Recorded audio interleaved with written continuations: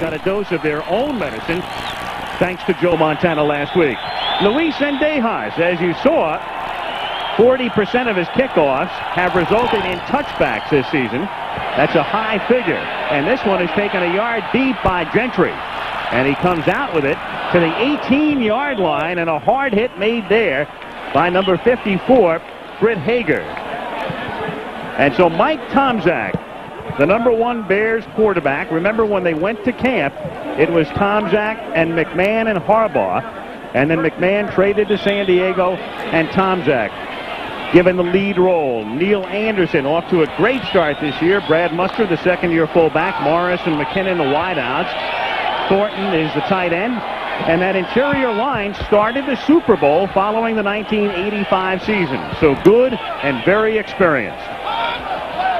From the 18-yard line on the natural grass of Soldier Field, over the middle, the tight end Thornton for a gain of 19 out to the 37-yard line.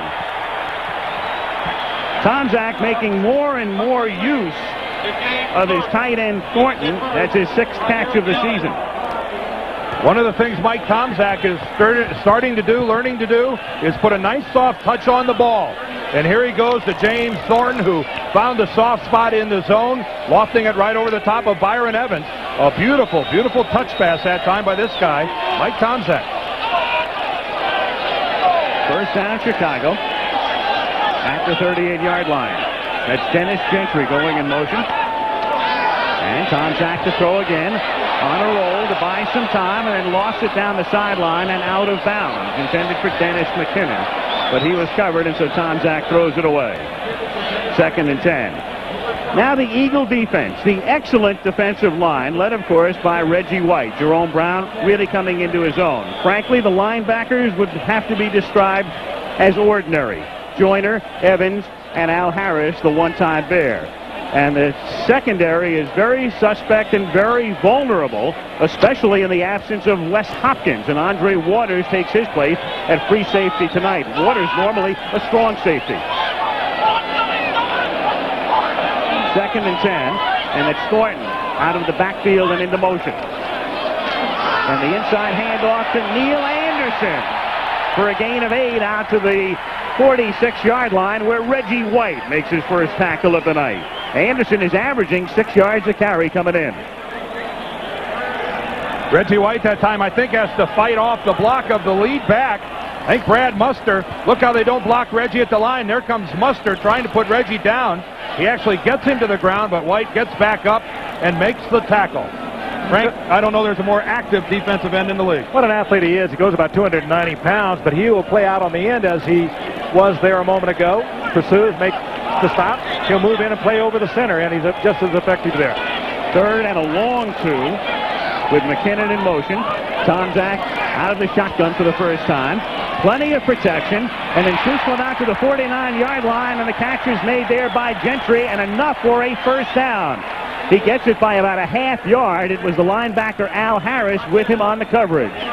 Good high percentage pass to Gentry, and Al Harris, a linebacker, who's a very active linebacker, and of course a former Bear that went to the Eagles this past year. But you can see all the time in the world for Tomczak.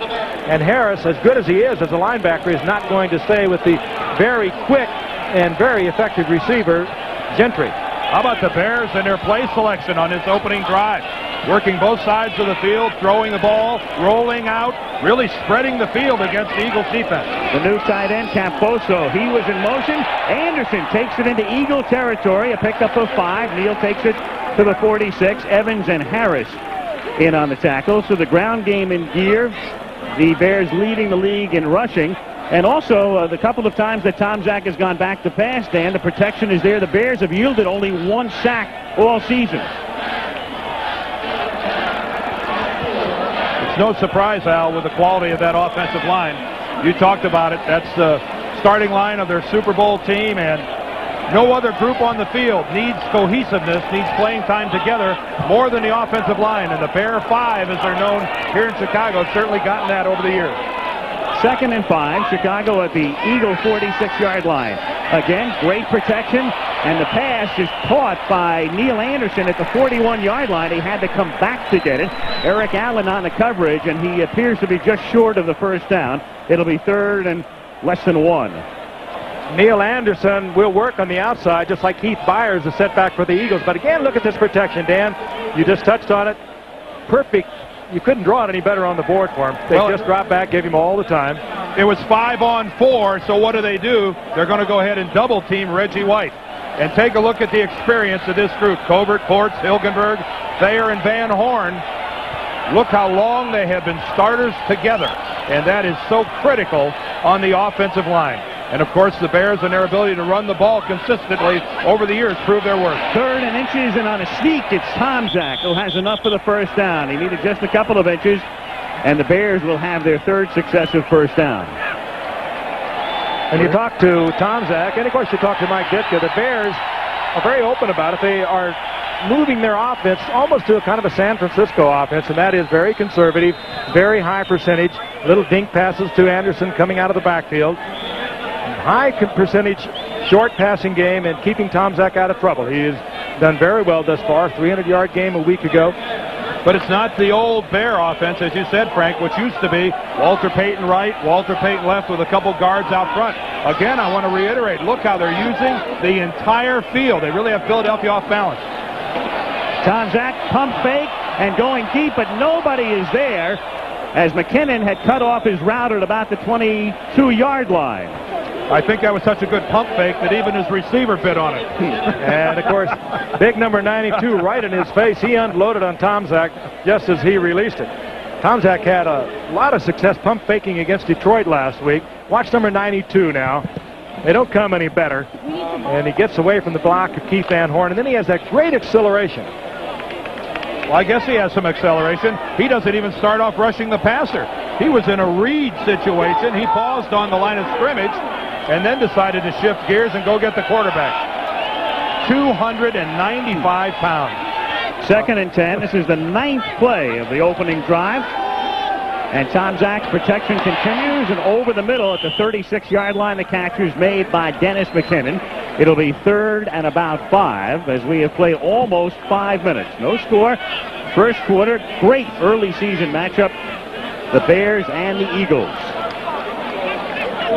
Bears thought of as a defensive club first and foremost, and yet 102 points in their first 3 games. They're also averaging 198 yards rushing the ball, and when you can run the ball like that, you can throw the football so easily with the play action, and that is such a major part of the Bears game. Once again, leading the league as they have so frequently in running the football. 3rd and 5.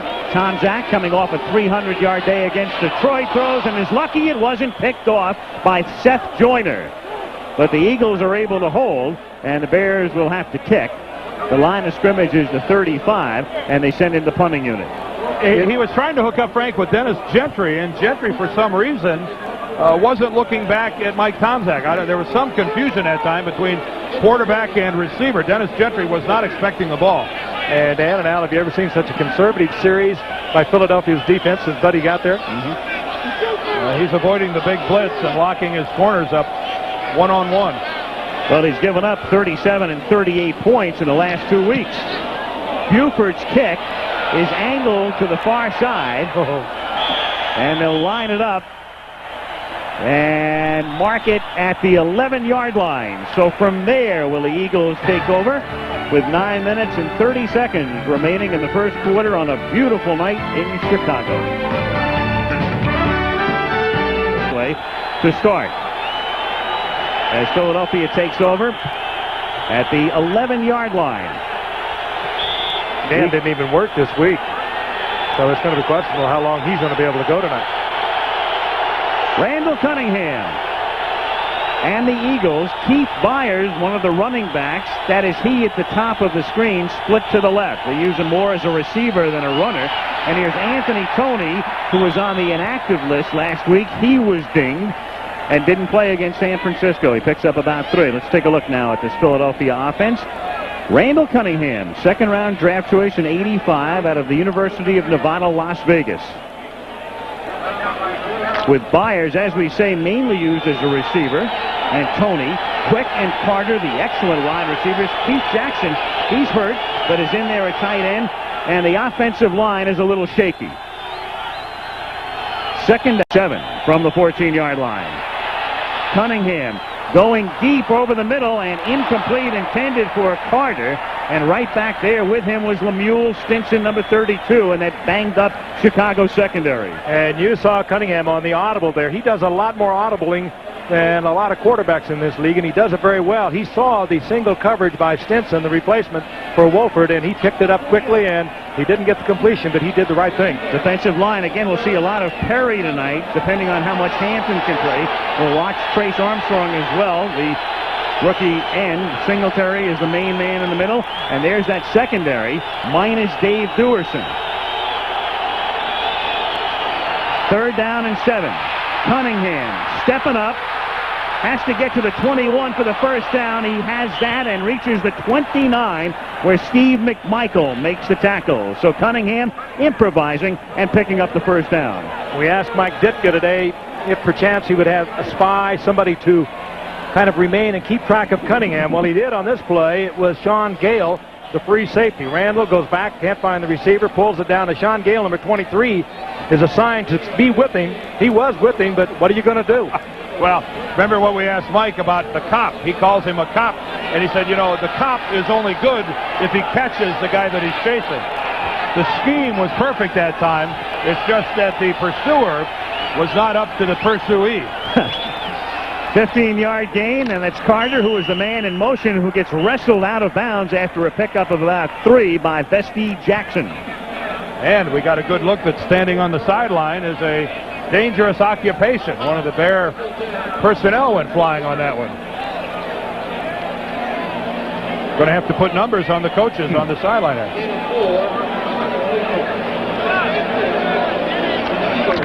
Follow this play out of bounds. That's Chris Carter. Just very simple pattern. Boom. That is one of the Bears coaches, I would assume. We can't ID him from behind, but took a good shot. 2nd and 6, a fake reverse. And Higgs with the ball takes it out to the 39-yard line. Mark Higgs, second year out of Kentucky. He's just 5'7", but 200 pounds. And again, the Eagles looking for somebody to run the ball. They don't have the Eric Dickerson type back, obviously, but they have Tony and Byers and Higgs and also the rookie Heath Sherman, and they spread it out. Al, we had anticipated this. There will be no huddle for the Eagles in this particular series. Now they're going to go back into the huddle, but they had talked about having the hurry-up offense we're seeing more of as we look again at Buddy Rand.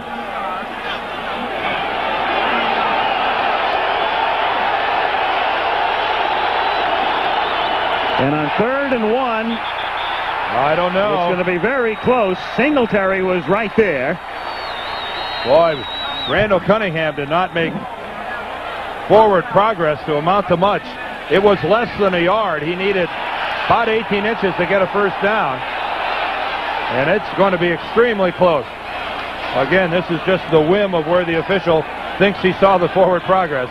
This is where football is not a precise game. This officiating crew tonight headed by Pat Haggerty. He's the referee. You can see the marker on the far side. They have to get to the 39.5. Hey, officiating Bears-Eagles game is not one of the more pleasurable tasks. There is a whole lot of emotion out there on both sides of the ball. Well, if it's an Eagle first down, it won't be by more than several inches. Eagles, prior to this play, 7 for 7 in similar situations. 3rd down and 1 or 2 to go.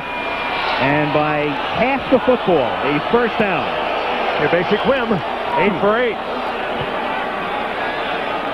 You know, Frank touched on it at the top. Sometimes feuds are nothing but media bunk and junk and hype. But this one is real. When one calls the other an empty can, you know it's real. Yep. We won't get into who called the other one. Yeah. And this is a PG show, so some of the comments will have to go unreported. There's Mr. Intensity. 1st and 10, Philadelphia from the 40 after back-to-back first downs. Cunningham, wide open to the left. And Randall out of bounds at the Chicago 48-yard line. That, of course, the dimension that he gives you. Randall Cunningham, nothing open downfield, and off he goes. And as we say, he's the first quarterback since Tobin Road in the early 50s to lead his team in rushing in back-to-back seasons. Okay, he could run a circle around Tobin Road, though. This man is dangerous. There's been no quarterback like him. Fran Tarkenton was a good scrambler, but he had not even close to the speed or the athleticism of this man. But he just changes this game. But the key with the maturation of Randall Cunningham is, even on that scramble, his purpose was to find a place where he could pull up and throw the football. He only ran out of necessity. A couple of years ago, he ran because he didn't know what else to do. Now he wants to throw first, run second. 1st and 10 from the 48, and wide open, but broken up on the pass intended for Gizmo Williams. Vesti Jackson gets a hand on it to bust it up. Oh, Jackson made a great play on that. He came off his own man, Frank. He did. He had to get back, and he just did get back there, or that would be 6 points. Vesti Jackson did not have the primary coverage on the play. He's covering the man to the wide side, and then he makes a break. Look at Jackson come off. He's helping out Jim Morrissey. And boy, what a tremendous play by Vesti Jackson. Getting a finger on the ball and knocking it away. 2nd and 10. This is the 9th play on this drive for the Eagles. Good protection, but then it's batted down at the 50-yard line. Hampton among those who had his hand up. I think Dan got it, Al. I think Dan Hampton got it. He stayed at the line of scrimmage and timed his leap well. Told you about the knee. He will go in tomorrow to have the knee looked at. It was drained earlier in the week. He's had 8 operations on his knee. Look at the height.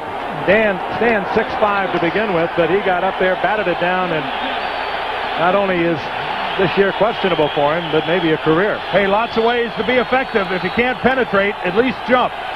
3rd down and 10. Cunningham sacked at the 41. Richard Dent.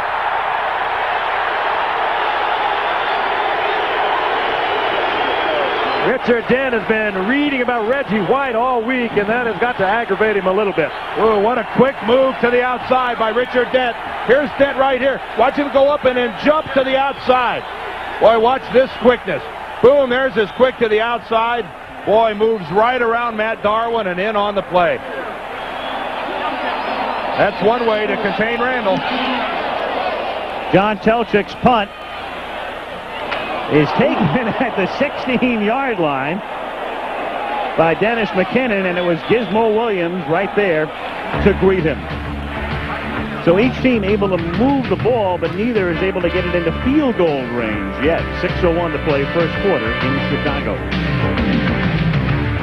Gifford, Dan Deerdorf, Soldier Field in Chicago on this second night of October. Gorgeous evening, temperature in the low 50s, and college football coming up. USC coming off that spectacular comeback win over Washington State, hosts Washington. Regional coverage this week, Saturday 3:30 Eastern. Some of you will see the game from Champaign between Ohio State and Illinois. And Mike Tomczak out of Ohio State, signed by the Bears as a free agent in '85, leading Chicago from the 16-yard line. Little toss to Muster, penalty flag, first flag of the game, and he's wrapped up by Byron Evans at the 18-yard line. So we'll find out from Pat Haggerty what the first call of the night is. Illegal formation, offense.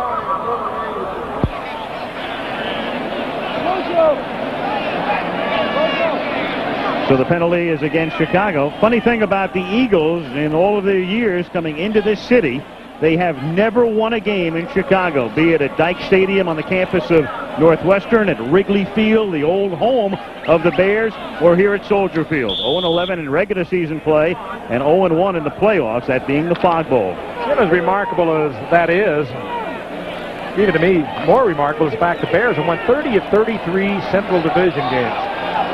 And Minnesota's come on strong in the last few years. They've just been totally dominant in this division. Eagles elect to decline the penalty and use up the down, so it's 2nd down and 9. And Tomczak comes up short, throwing over the middle. The pressure was on that time. Anderson, the intended receiver, and Reggie White making his presence felt.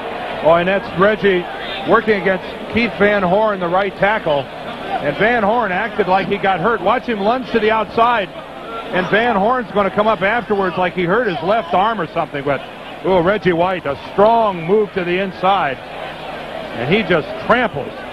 But look how smart he was. He had the right arm in a position where he could have hit Mike Tomczak in the head, and yet he let it kind of dangle down a little bit and made contact with Tomczak's body, thus not drawing the penalty.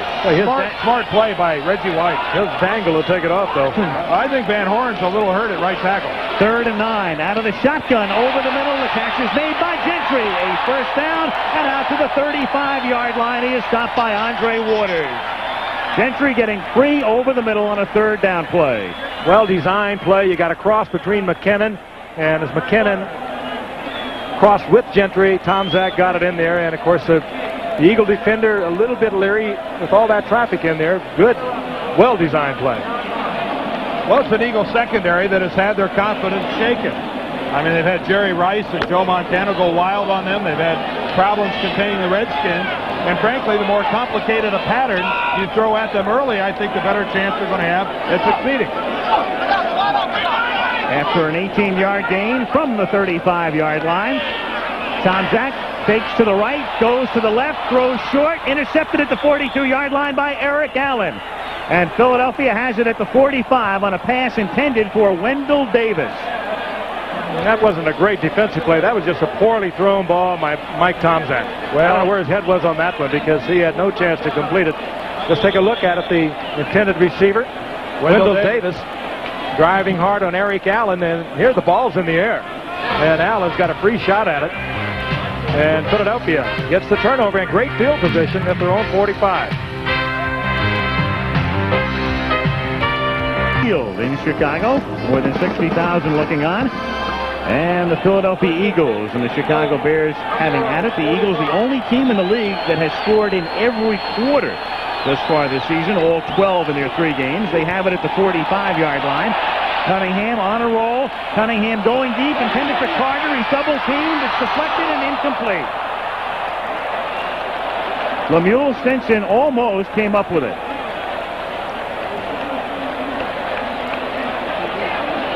Chris Carter was the intended receiver, and he was double covered, and Randall taking a chance that time, throwing right into the double coverage.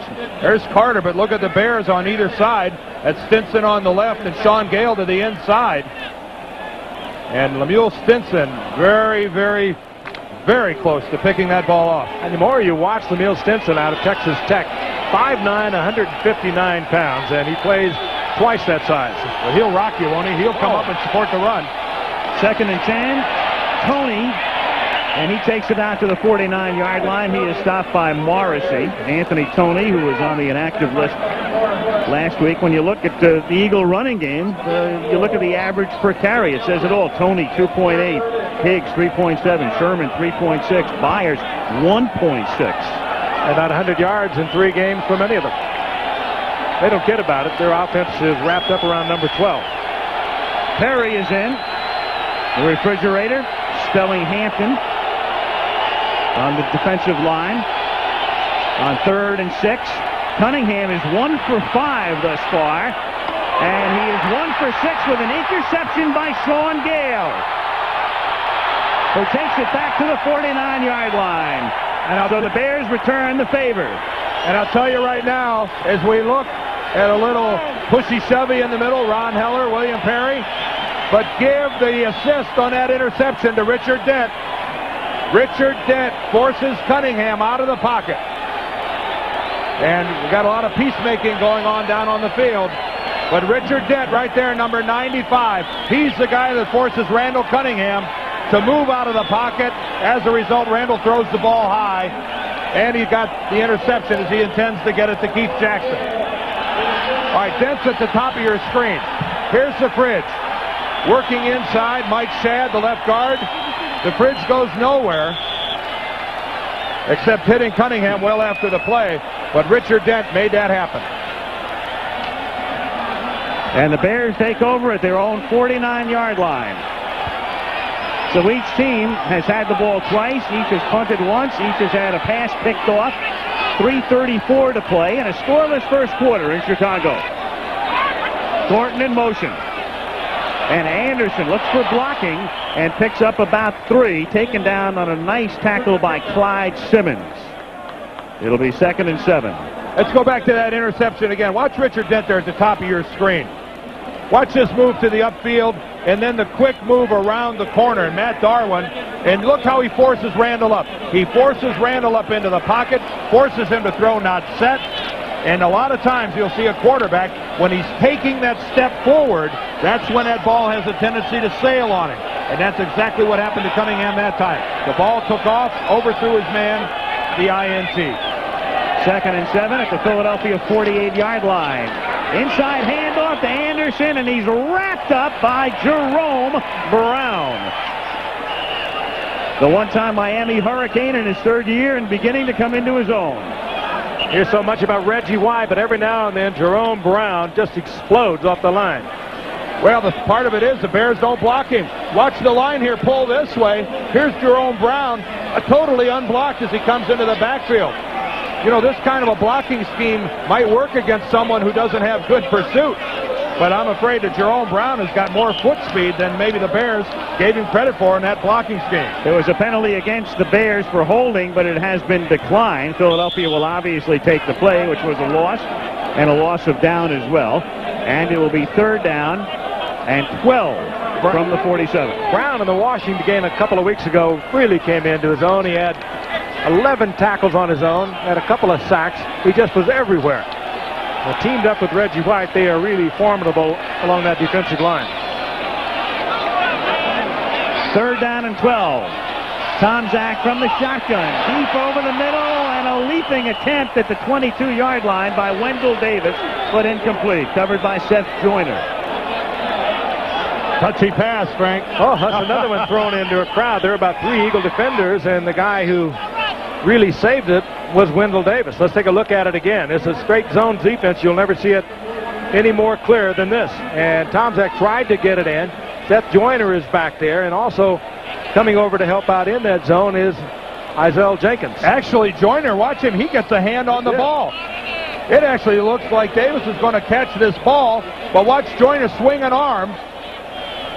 Now watch, right there, he actually knocks the ball away and then strips the arm down of Davis. He pulled Davis's right arm down so he couldn't make the catch. Seth Joyner, you don't hear all that much about because of, well, mostly it's Reggie White on that defense and the risk that they do take, but he is an all-around football player, super linebacker, and heading for Pro Bowl status. Laurie Buford, whose first punt was angled, and that's why it was only 24 yards. Down to the 11, nearly has it blocked. He draws a flag. Gizmo Williams makes the fair catch, and that's the risk you run as Isaiah Jenkins came in. Nearly blocked it, but instead he roughed the punter. Well, hold on a minute, Al, because this is where it could be a 5-yard penalty. Roughing the kicker. Okay. Roughing the kicker. Keep in mind, running into the kicker is only 5 yards, and that wouldn't have been a first down. But they've ruled that that was flagrant. They're calling that roughing the kicker, and that's going to be the personal foul that brings the first down. Well, he should have blocked it. He went high instead of going right at the ball off the foot. How do you see him go up like that? You take it in low, and it's a much easier path to the ball. But it's amazing that he didn't get a hand on it. Then there would have been no foul whatsoever. Here it is again. Jenkins. I don't know. He misses it. Unbelievable. How does Jenkins miss that ball? But again, I'll remind you, the referee had an option there. He could have called either running into the kicker, which is just a 5-yard penalty, and it would have still been a punting situation for the Bears, or he calls the personal foul, which is roughing the kicker. And that time, it was roughing the kicker, and boy, that's a big blow to Buddy Ryan and the Eagles. What determines it? Surgery? And again, when you go for that block, you go for where the ball is going to come off the foot. Jenkins went up, and somehow or other the ball got underneath his left arm. So it's a first down. Thomas Sanders is in as the running back. He has the ball and goes nowhere. It'll be 2nd down and 10 at the 38-yard line. Reggie White still making the tackle. He's going for riding time. He thinks it's collegiate wrestling.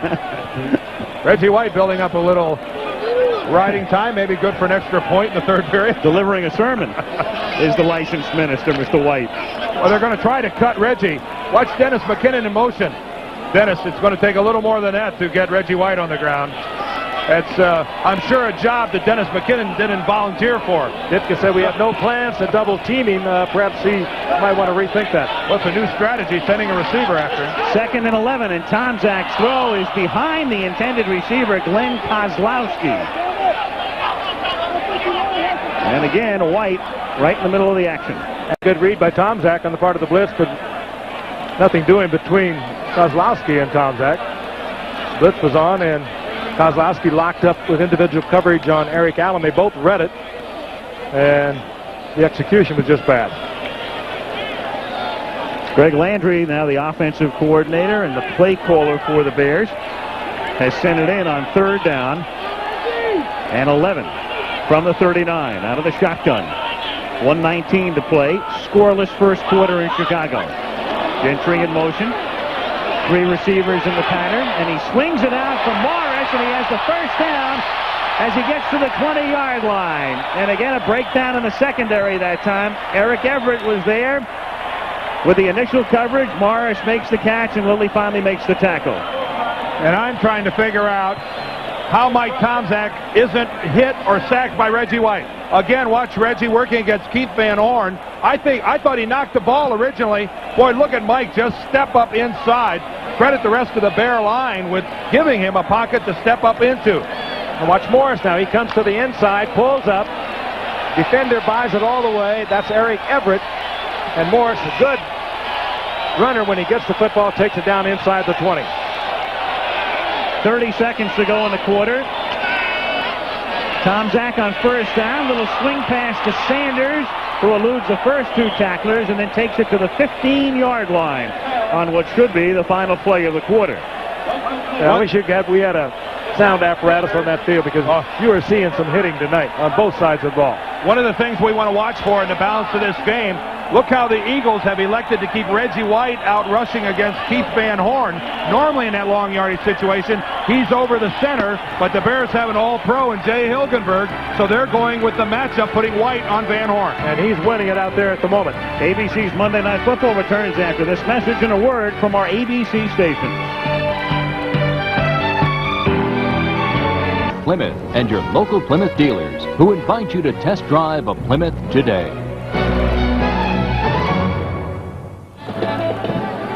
And we're back at Soldier Field in Chicago.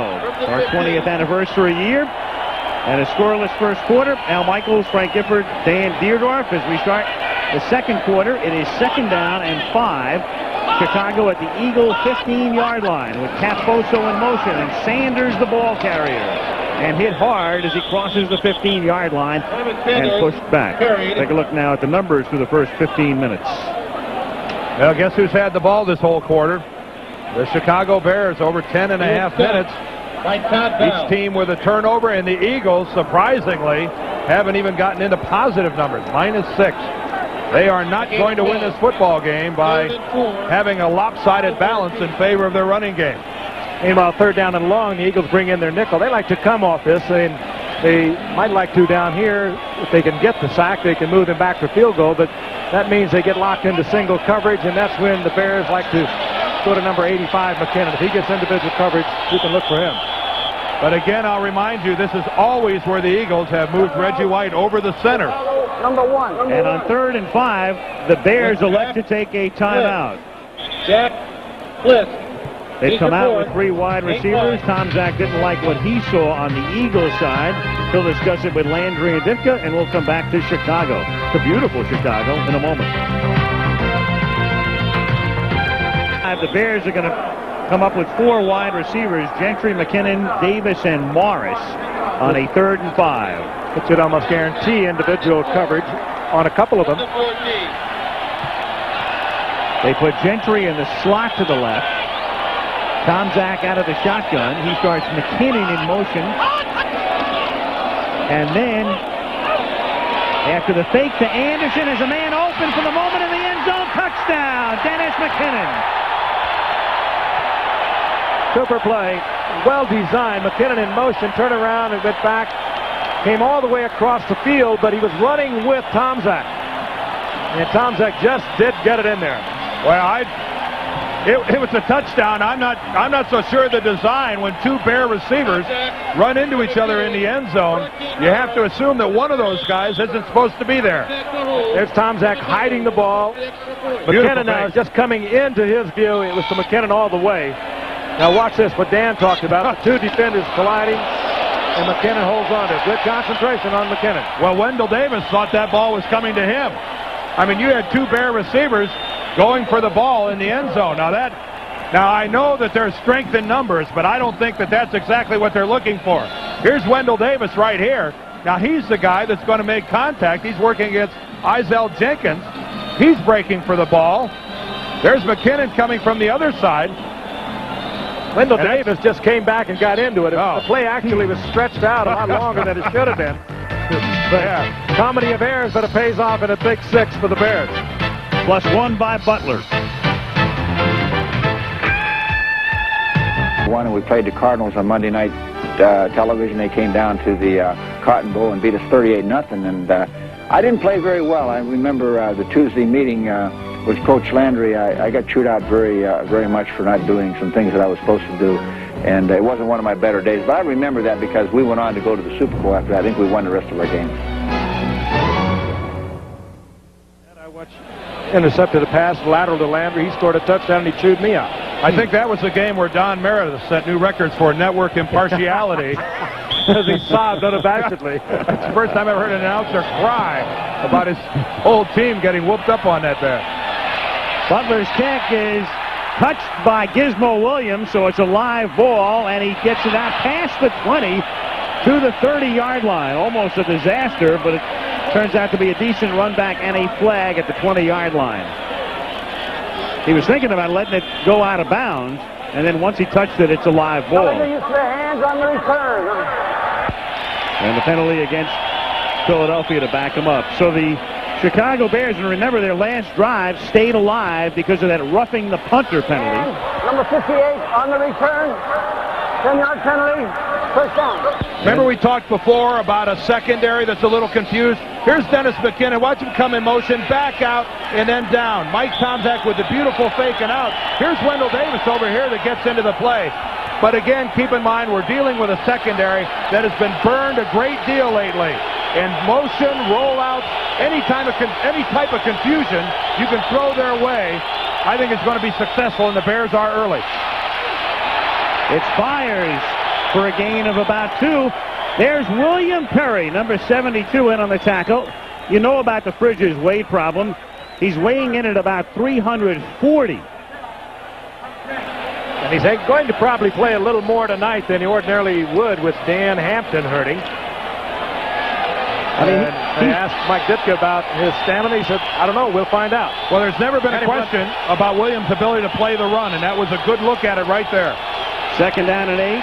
Little swing pass to Byers, and he's wrapped up by Ron Rivera, number 59. Bears Travelers Man of the Year. Of course, every team has one. Player that performs well on the football field, and since he replaced Otis Wilson in 1987, Ron Rivera has been one of the unsung heroes of this Bears defense. Of course, he spends a lot of time doing community work, and once again we'll present the Travelers Man of the Year in the NFL at the Super Bowl. Third down and 6 from the 14-yard line. Here comes Dent again. And Cunningham is sacked at the 5-yard line. That's where they'll spot it. They're going to say Richard Dent had him in the grasp and control. That's Dent's second sack of the night, and the third time he's made something happen. John Roper was in there as well. There's Roper, who's down in his stance, number 55, the second-round draft choice this year. Watch him loop back to the inside. Richard Dent got the left arm on him first. Roper ends up wrapping him up, but they're going to give that sack to Dent. They'll probably split it with Roper. Both of them got there about the same time. John Telchik, who was drafted by the Bears in '86 and then waived, a wobbly kick. Catch is made at the 36 by McKinnon, and he loses the ball, but the whistle has sounded. He was down. Dead ball, Chicago's ball. At the 36-yard line. 31-yard punt by Telchik who has been injured. In fact, there was some speculation that Cunningham, who's a great punter himself, would do the kicking tonight. That was very close, as you can see. Well, the only problem is we couldn't see exactly whether or not his knees were on the ground. Really doesn't make any difference. Well, we'll know whether his knees were down here. Boy, that's tough to see. It's a moot point anyway. Once the official rules that the ball is down, the play is over. There's no disputing it. With a risky call on the part of McKinney. McKinnon not to go for the fair catch, but he picks up additional yardage on it. And Chicago with a 7-0 lead, and the ball at the Philadelphia 36-yard line. Fake to Anderson, and then the pass is caught by Matsui, who takes it to the 29-yard line. Big favorite. The Sui chant, 10th year out of Penn State, and maybe his final season. Brad Muster is their fullback of the present and of the future. This is like being at an Arkansas game. This is more of the offense we talked about earlier. There's Reggie White with the pressure, but again, high percentage stuff is not going to get you into a whole lot of trouble, and you just keep picking away. If somebody misses a tackle, all of a sudden you get a big one out of it. That's where the fullback for the Bears is different than being a fullback for a lot of teams. You're really involved in the passing game when you're the fullback in Chicago. Not so on other clubs. Second, a long 2 at the 28-yard line, and Anderson burrows ahead, might have the first down, takes it inside the 26-yard line, very close to it. 11:20 to play, first half. Bears trying to remain unbeaten along with the Giants and the Rams. You know, Dan touched on the quality of this organization. The Bears, they're amazing. They have 10 first-round draft picks on the roster. They have 8 second-round picks. They only have 8 free agents. You look at the Eagles have only 4 first-round picks, 5 seconds, and they have 14 free agents, including 4 unprotected free agents from the Plan B system. I mean, that's drafting well, it's consistency, and while Ditka gets a lot of credit, and the McCaskies, we give Bill Tobin a big hand on the job he's done since 1975. They've had a great rebuilding program. Meanwhile, the Bears have to take another timeout, the second used by Chicago. So they have just 1 remaining in the half with 10:42 to play in the half. And Frank, before Bill Tobin, a lot of credit goes to Jim Finks, who used to be the GM here. And he brought Tobin in. Of journalistic integrity called the Weekly World News, and according to this paper, we are supposed to have some visitors up here tonight. That is, if everyone in the country's in the right mood. They have to be thinking positive. The only problem with this, if a alien craft should land while the Bears are driving, they're going to have to deal with Mike Ditka. And if that's the case, this could set alien relations back a million years. This is one of those papers that nobody reads waiting in the grocery line. I know that, but it does say the aliens will be arriving at halftime. We'll keep you posted. Our spotter, Kelly Hayes, is scouring the heavens as we speak. Of course, Lynn Swan will be here. From the 26-yard line. On first down, the catch is made by Gentry for a first down inside the 5. And Isaiah Jenkins, I think, was looking for a UFO because he was thoroughly beaten to the outside. And now, what are they trying to do, coming up with big passing plays while we're trying to do a UFO story here? Look at the little move by Gentry. What are these Quick guys to the inside, the break outside, and just leaves Jenkins hanging there. So he's made more big plays for these Bears over the years. 5'8", 180-pounder. He runs back kickoffs. Great receiver. Once he gets the football, he's in danger of going from anywhere on the field. Well, it's, again, though, I don't know that I'd want to play cornerback for Buddy Ryan. You're out there by yourself an awful lot. He leaves you out there hanging. They don't get that pass rush, they're dead. First and goal from the 2-yard line. Coming back the other way to a wide open Matsui.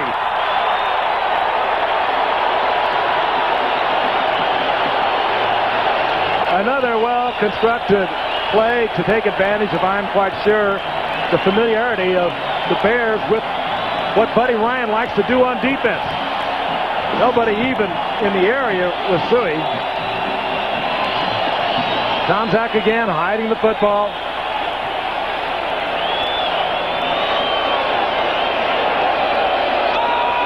Kevin Butler hasn't missed a kick, be it an extra point or a field goal this season until now. Say what? Yep.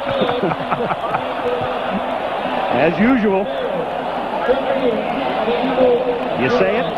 All right, I want to harken back to what I said earlier about motion. Watch Camposo here in motion and how this is confusing Philadelphia. But here's Matsui, who's going to come all the way back across behind the line. And I think it's safe to say that this is a thoroughly confused Eagle defensive team right now. Matsui with his first touchdown reception since 1985. And how does a guy get any more wide open than that? And again, there's Joyner on the blitz. The high-risk Philadelphia defense gets burned once again by a beautifully designed Chicago play. And as you know, Dan, too, short yardage defense, goal line defense will not change. You can look at it, you know exactly how they're going to react. Well thought out.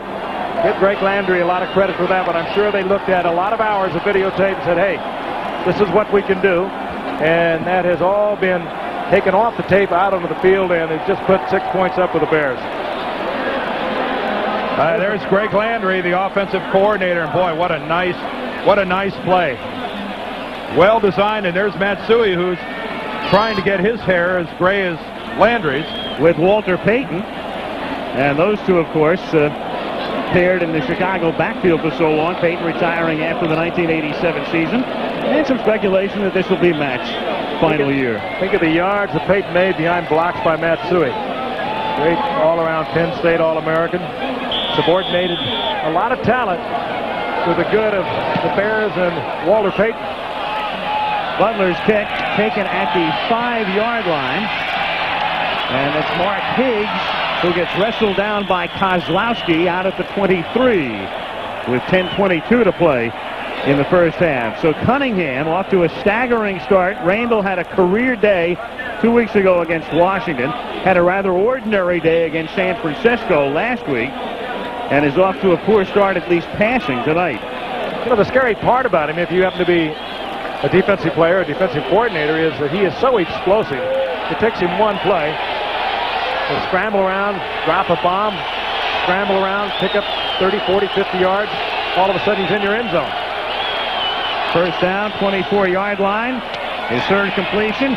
It's Mike Quick at the 31-yard line. Mike Quick is a guy who's been voted to 5 consecutive Pro Bowls. He's had a wonderful career. This is the first time he has ever played on Monday Night Football in his 8th season in the league. And, of course, that's because he missed last year's Monday night game where the Eagles beat the Giants. Randall Cunningham with a great play. Mike missing most of last year with the broken leg, but he has rehabbed it beautifully and a very talented man.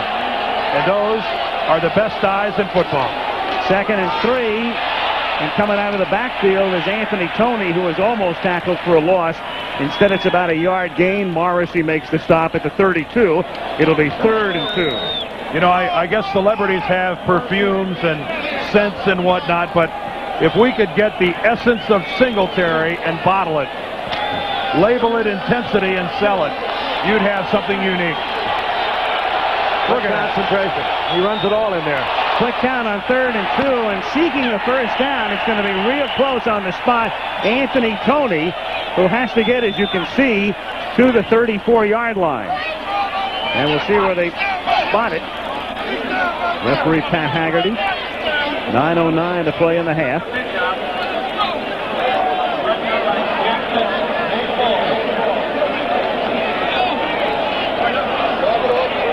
And I don't think from here he has it. And the Eagles are in dangerous territory.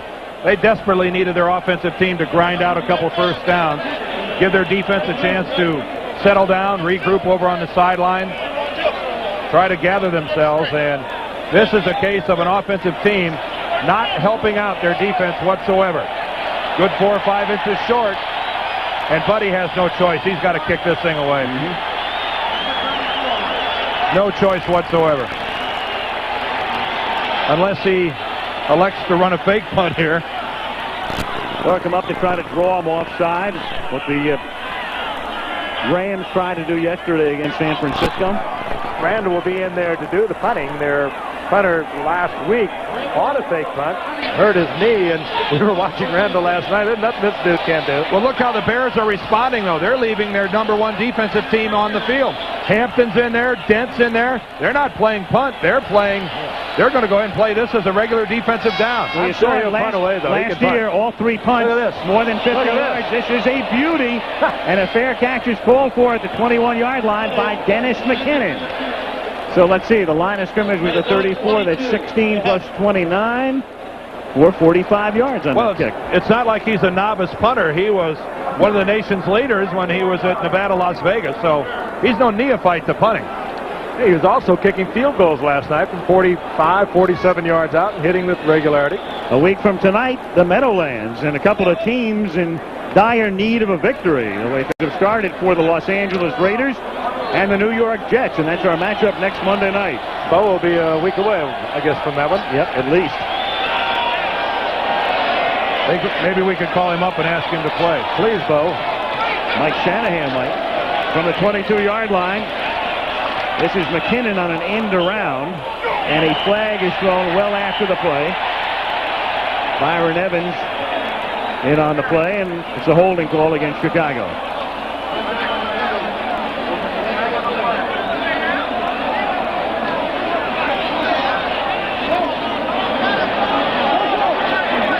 Tell us, Pat.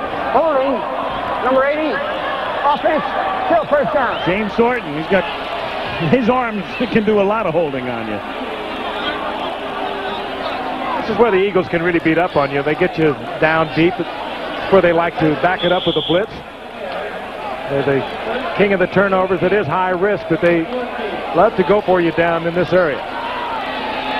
Good shot of Tomczak. Talking about Thornton and holding. Might have the biggest pair of arms in the NFL right now. Get the impression he wouldn't play if he had to wear a long sleeve shirt. He has got some major biceps. First and 20 from the 14-yard line. Tomczak sets up a little screen, and as it turns out, that's probably the best thing that could have happened. A little one-hopper to Anderson to avoid a loss. Second and 20. Mike Ditka, hard to believe, a year ago, a heart attack. He was a little bit more mellow on the sidelines last season when he came back, but the old Ditka has returned. Yeah, he was hardly what I would call mellow this morning.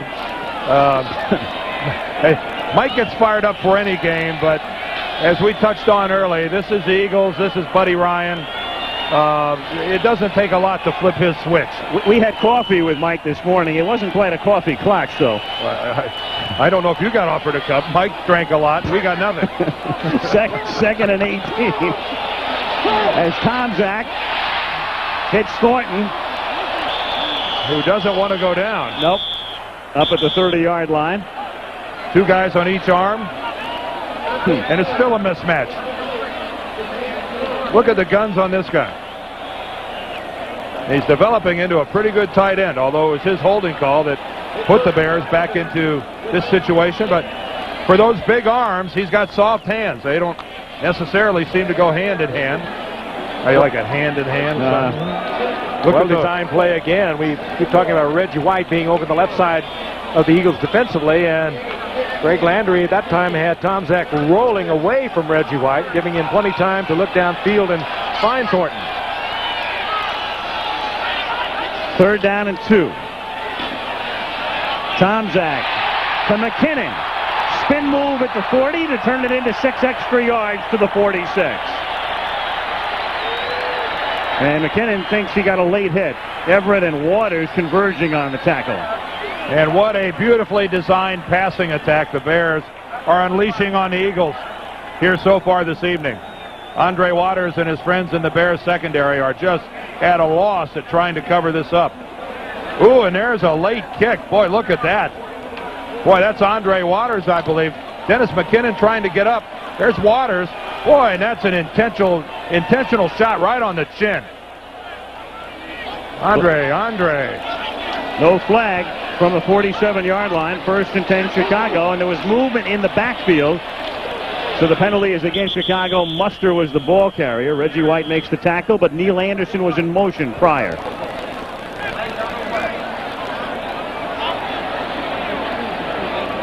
.634 left in the first half. Chicago on top 13-0. Illegal motion, number 35, offense, still first down. You know, Andre Waters at the end of that play came in and gave Brad Muster a pretty good shot right in the back. Andre Waters, one of the more aggressive members of any secondary here in the National Football League, but also prone to being a little wild, being a little late, and again, that -6 stands for Philadelphia. Just ask Jim Everett about Andre Waters. There was a lot of controversy about whether it was an intentional shot going for Jim Everett's knee by Andre Waters. 1st and 15. Little dump pass over the middle. Thornton and Byron Evans gives him a little bit of the business. Boy, good coverage by Evans. He was all over Thornton. I think some of the crowd here thought that that was interference. Again, just good, sound defensive coverage, Frank. And again, Tomczak goes down. Reggie White not getting to him, and give a lot of credit, and we have been, to that Bears offensive line. Over in the right side, Keith Van Horn has been about as busy and as visible as a tackle will ever get dealing with Reggie White, but he's doing just enough of a job to let Tomczak go with those high percentage passing completions, and they have been able to control the game with it. That pass was incomplete. It's 2nd down and 15 from the 42-yard line. Blitz, but Tomczak unloads, and then it's dropped by Muster. Todd Bell, the former Bear, coming in on the safety blitz, forcing Tomczak to get rid of it. It's 3rd down and 15. Brad Muster really, when he came out of Stanford as the Bears' #1 draft choice last year, was really known for his abilities to contribute to the passing game. And he'll be the first to tell you that it's been a rocky year so far. He really broke out of it with a good rushing day last week against Detroit, but catching the ball, he's been dropping some wide open passes, and I think it was obvious to see that it's frustrating to him as well. 4 wide receivers. Tomczak from the shotgun. 3rd and 15 from the 42-yard line. Tomczak fires over the middle, too high, intended for Morris, and he was surrounded by 5 white shirts. So it'll be 4th down, and the Bears will be forced to kick with 6:01 to play in the first half. Mike Ditka took over here in 1982. He inherited Buddy Ryan. He had no choice. Hired by George Halas, and Ryan came with the package and remained under Ditka for 4 years. And then it was Ryan who got his chance to become a head coach under Norman Brayman, the Philadelphia owner, in 1986. I think we touched on, but they've met 3 times before since then, and the Bears have won all 3 of them. But they still continue to needle each other, throw the barbs back and forth, and keep it alive. Buford's kick, out of bounds at the 20. The loop by Town. What a skyline. Is that beautiful? Bearstown. Hubstown. 13-0 Chicago. Sonatstown. The Goodyear blimp on the left is the beautiful Wrigley building, and there's a salute to the Cubs on the right, who open the National League Championship Series at Wrigley Field Wednesday. Here, Philadelphia. From the 20-yard line, screen pass. Byers gets a little bit of blocking and picks up about 6 to the 26-yard line. You can see Dan Hampton seeing a lot of action tonight, a lot of question in terms of how much he would play. That screen designed, of course, to get a little pressure off Randall Cunningham, who he is the one that's got all the pressure tonight from the Bears defense.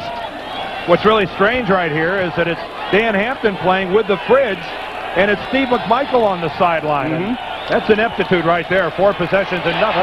2nd and 3, and Richard Dent comes back to make the sack.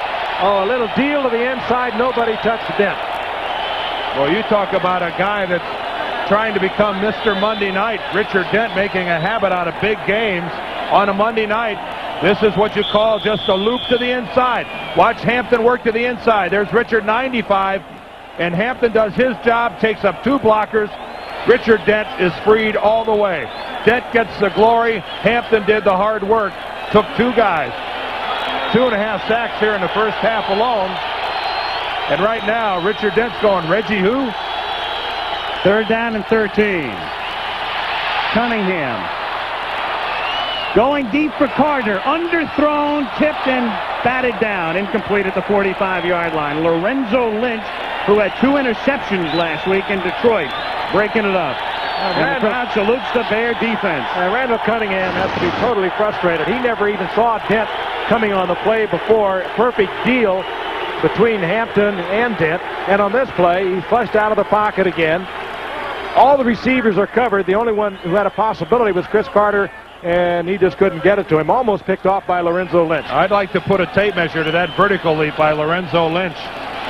Boy, was he off the ground. Here's Cunningham again. This is a bad kick, poor kick, very short and out of bounds in Philadelphia territory. This is a whooping here so far, guys. That's the 46-yard line. Chicago will take over. Well, the pressure has settled down squarely on the shoulders of the Eagle defense right now. They're getting no offensive help whatsoever. They're demonized as we look at Telchik on the sidelines. And right now, Buddy Ryan's hoping that somehow his defensive team can gather themselves. They have had Bears running wide open through their secondary and haven't really accomplished a whole lot. First down, Chicago at the 47-yard line of Philadelphia. Anderson for 3 to the 44-yard line. 4.5 minutes to play in the half. Mike Pitts in on the tackle. So coming up at the half as halftime approaches, Monday Night Football greatest moments. We'll take a look at the 5 best sacks. And you'll have a chance to vote. Lynn Swan will interview Jim Everett, the Rams quarterback, threw a long touchdown pass to Flipper Anderson yesterday, led him on a drive which resulted in a Mike Lansford field goal. And the Rams under John Robinson are 4-0. And I think right now Richard Dent writing a few write-in ballots for himself. Here's Anderson to the 39-yard line. It'll be 3rd and 3. Al Harris, the former Bear, makes the stop. You know, I said it earlier, Richard Dent has been reading all week about Reggie White. And, of course, whenever you cover the Philadelphia Eagles, you're going to talk about Reggie White because he is truly one of the great players. 21 sacks 2 years ago, 18 last year, has led the league 2 years. But Richard Dent, remember the season of '85, Super Bowl MVP. He did it all then. And then when Buddy Ryan left, the Bears defense became a little more disciplined, and Dent was not the standout that he was in Buddy Ryan's defense. Now it's Reggie White. But he is putting on a show tonight. I know inside he feels really good about it. 3rd down and 3. Thornton goes in motion, slips, but regains his balance. And after the play fake, the throw is underthrown, but Suey was wide open. 4th down. And that would have been big. And I think that's a case where Matt Suey has to realize the blitz was on and turn around and look back to his quarterback and help him out. Yep, and there's Mike Ditka expressing his displeasure with Matt Suey. You've got to realize, you've got to look in as you make your break out of the backfield. If the blitz is on, everything you have to do is shortened up. Absolutely, and Suey is one of the least of the players you would imagine who would blow that. A very cerebral player. It was very obvious that it was blitz, and no way that Tom Zach could get it to him because Suey just kept right on stride. That could have been 6 points. Yeah, that's not a case of good work by the Eagles. That's the Bears beating themselves. Maury Buford's kick out of the end zone, and Philadelphia will take over at the 20-yard line. Eagles have all of their timeouts remaining, and 3:01 showing on the clock. Nice touch by Buford there. That's like hitting a 9-iron about 40 yards over the flags. What did we get, about 15 yards out of it? Well, you know about that. I sure do. Wednesday night on ABC begins with new episodes of Growing Pains and Head of the Class. And then it's a new time for that 16-year-old genius, Doogie Howser, MD, followed by Anything But Love. Starring Buddy Ryan and Mike Ditka. Yeah, right. Anything But Love. And then China Beach, which is where they're heading. That's Wednesday night. Anthony Toney starts this drive with a 3-yard pickup through the middle. Singletary and Tate in on the stop. 2:48. This is not the first offensive team we've seen made to look bad by the Bears. Catch is made by Keith Jackson, who's been silent tonight. And KJ takes it out to the 34-yard line for a first down. So the tight end, who was shaken up last week, took a knee in the back from Ronnie Lott, sat out the second half, makes his first reception of the game. 2:30 remaining, the clock moving. This is the Eagles' form of their 2-minute offense, hurry-up offense, whatever you want to call it. Keeps the Bears from changing defensive personnel. Out of the shotgun, intended for Byers, but leads him too far. Keith Byers had gotten 3 down the sideline behind David Tate, but Cunningham couldn't connect with 2:14 to play in the half. Well, this is just a touch pass all the way by Cunningham, and he drops it in there, and as Frank said, just about 2 feet too far for Keith Byers, who was about 2 yards on the other side of Tate. That's a matchup that the Eagles would like to have. They want the one-on-one with Byers. That's how good of a receiver he is out of the backfield. Those are the kind of plays the Eagles are going to have to start making. On 2nd and 10. Cunningham stepping up and then throwing just prior to crossing the line of scrimmage, and maybe he did. Intended for Garrity. It looked like he was across. Flag a little bit late, but it's thrown at the line of scrimmage. Line of scrimmage right at the 34-yard line. And that is the call.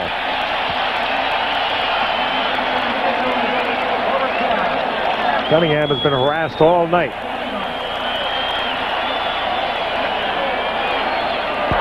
We have an illegal forward pass beyond the line of scrimmage. Loss of down, 5 yards, 3rd down. All right, let's take a look at it. Here is the line of scrimmage at the 34. Cunningham will run. Let's take a look at it. Watch, keep your eye on the 34. Keep an eye on the 34. And they're going to say that the ball was across the line of scrimmage when he let it go. Well, that's the second time we've seen that call so far this season, and that's very, very close. That is Clemmer is the replay official. very, very close. I mean, that's, again, the official who was in position to make it was on the far side of the field. He's straddling the line of scrimmage. But we are, again, splitting straws right now. They're going to call it an incompletion.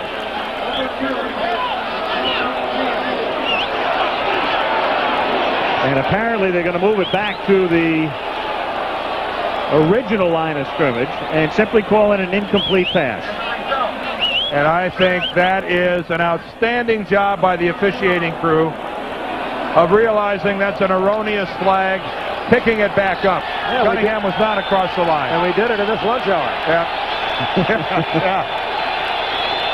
That's how it should work. It could work like that. I'd be all for it. Hey, don't be afraid to pick that flag back up. 3rd and 10. 2:07 to play in the half. Pressure from Tate. Cunningham escapes Tate and then throws for Quick, who's double covered in the sandwich and incomplete. Jackson and Marcus Paul had him surrounded. But yet you only have the one receiver deep in Mike Quick. And that's just one of those passes that you, if it is intercepted, you say it's better than a punt. I was going to say, you just threw that up there. If he gets picked off, you figures like your punt. How's that for coverage? Michael Jordan had it. Now, if Mike Quick comes down with that ball, the Pro Bowl ought to be held tomorrow. Outstanding coverage that time. Outstanding. 2-minute warning. And Philadelphia looking for the same type of comeback they had 2 weeks ago at Washington when they were down 20-0. But that's an offensive formation where the Eagles could do a lot of things other than kick. This is Cunningham. Nice kick. And a beauty because it will be down inside the 10-yard line by Gizmo Williams, who touches it at the 7. So Chicago has the ball, 1:46, and the Eagles figure to take their timeouts defensively. The Bears have just one timeout remaining, and we can tell you that coming up this weekend on ABC Sports, college football action, beginning at 3:30 Eastern Time, the Huskies of Washington take on Frank Gifford's alma mater. Frank recently making a major contribution toward construction on the USC campus. Heritage Hall. 18-17. Quite proud of that. Both of those beat Washington State on Saturday. And both of those head coaches were both college coaches of mine. Larry Smith and Don James were both at the University of Michigan. That's one regional game, and the other is Ohio State meeting Illinois in Champaign. First down in Chicago from the 8-yard line, and this is Neil Anderson looking for some room and taking it out to about the 11-yard line. And let's see if the Eagles want to stop the clock. Reggie White in on the tackle. And there is no inclination on Philadelphia's part to stop the clock. I think what we're heading for is a massive rethink on the part of the Eagles when they go in at halftime. And I don't know what they can rethink, because this is just a well-executed game plan offensively for the Bears and a total domination defensively by the Bears. Let's see what happens on this play. They may take a timeout after the second down play. 2nd and 6. That is if they can stop Anderson, well short of the first down, but now it's 3rd and about 2 upcoming as he takes it out to the 16-yard line. And they're going to let it now. Buddy Ryan says we'll take the timeout. Buddy said you should have taken it at the end of the play. Yeah, not great clock management there by the Eagles. Continues down the line. The Cubs might be attracting you back here for the World Series now. We will be here, or not here, we'll be somewhere for the World Series on Saturday night, October 14th. He almost were in Toronto. Northwestern threatening to win the Big Ten. Say what? 3rd down and 2 from the 16, and Tomczak slips. He is down at the 11. Now the Eagles will take a timeout, and they'll get the ball back. Boy, but again, the Eagles waste 3 or 4 seconds. Last 4 regular season games when trailing at halftime. Well, they got themselves set up perfectly. We'll see if Gizmo here can dip into the old toolbox and come up with something. Maury Buford's kick is a line drive, and Gizmo has to run over, and then he fields it on a bounce and gets buried by Ron Morris. Ooh. At the 40-yard line. So here comes the Bear defense. Ryan left. Tobin took over. The Bear defense hasn't missed a beat. William Perry seeing a lot of action tonight. Fridge is back in. We mentioned the Fridge at about 340 pounds. And Dan, you know how hard it is to take off weight. They've had him on diets and eating disorder centers. He's tried everything but the Anushka Institute. Has the Fridge. How dare you bring me into this conversation? What do you, I know nothing of the kind. What are you talking about? I meant Dan Daniel. The catch is made by Keith Jackson. I do have a legitimate question, though, Dan. Seriously. If you weigh over 300 pounds, what do you weigh yourself on? I don't know. Ask somebody else. What do you mean? That's a legitimate question. The Eagles are at the 50-yard line. I know that. The Eagles are at midfield with 26 seconds left. And I resent this a great deal. I guess you could go down to the ice house. Oh, aren't you cute? I'm out of it. 2nd down and 1 from the 50. Cunningham throws to Byers, and Byers will get out of bounds at the 43-yard line. 20 seconds remaining. Again, the Eagles have 1 timeout. Lemuel Stinson with the coverage. Their kicker, Luis Zendejas, has been very good. Good long-range kicker. And right now, of course, they're still out of field goal range. There he is warming up. If you go by the flags at the top of the stadium and also the flags on top of the goalpost, then Dejas, if he gets a chance, would have to kick into the wind. 1st and 10 from the 41. Cunningham scrambling and stops the clock by going out of bounds at the 38, but now he's down to 12 seconds. And when those 10 or 12 seconds look good back up on that clock that they wasted before they chose to call the timeouts a few moments ago. That's an excellent point, Frank. That's an excellent point. We brought it up at the time. You know, you talk about urgency. You talk about a second here, a second there. The Eagles easily have squandered 10 seconds in the exchange, getting the ball back from the Bears when the Bears were back by their own goal line. You saw Zendejas warming up. His longest field goal, 50 yards, the longest of his career. Cunningham. And Jackson can't make the one-handed catch with 8 seconds. That would have gotten them into field goal range. Right now, they're just out of it. And he was wide open. Keith Jackson was wide open, and Randall just led him a little too far. Look how open Jackson is. Oh, and that ball just a little too far out in front. Tremendous effort by Keith Jackson. He just couldn't bring it in. He is your man when they flex Jackson out. Well, his rookie a year ago, they moved him out to the right. I would be surprised they didn't come right back with it. Number 88. Got to be a quick pass. There's no time for Randall to scramble here. Can't take 9 seconds, that's for sure. And it's nearly intercepted. Lemuel Stinson had it in his hands and dropped it on the pass intended for Jackson. So now the line of scrimmage is the 39. If you're thinking field goal, it's 56 yards. And let's go back again to how lethargic the Eagles were. They have cost themselves a play. They have cost themselves one full play here with there only being 3 seconds left on the clock. Right now, they got to take it up into the end zone. Oh, yeah. Every team has different names for this. Looking for the defensive foul. Time can't run out on a defensive foul. And it's known as a Hail Mary. There's a marker down. It's out of the end zone. 9 players in the end zone. But reminder, we do have a flag at the 40-yard line, and a half cannot end on a defensive penalty. If this goes against the Bears, one more play against Eagle, half is 12 over. men on the field. Defense. And it does. Half is over. Wait a second. No, that can't be Not if right. It's on the defense. How's it, Pat? I think you better back up, pal. They'll back it up. Unless you meant offense, Pat. Oh, they're correcting right now. We have, hey, you got one to go. One to go. 12 men on the field, defense. One more play. Yeah, there we go. There you go, Pat. Boy, you got my heart up in my throat there, Pat. Your heart. I thought they changed the rules without telling me, and Buddy's heart as well, I'm sure.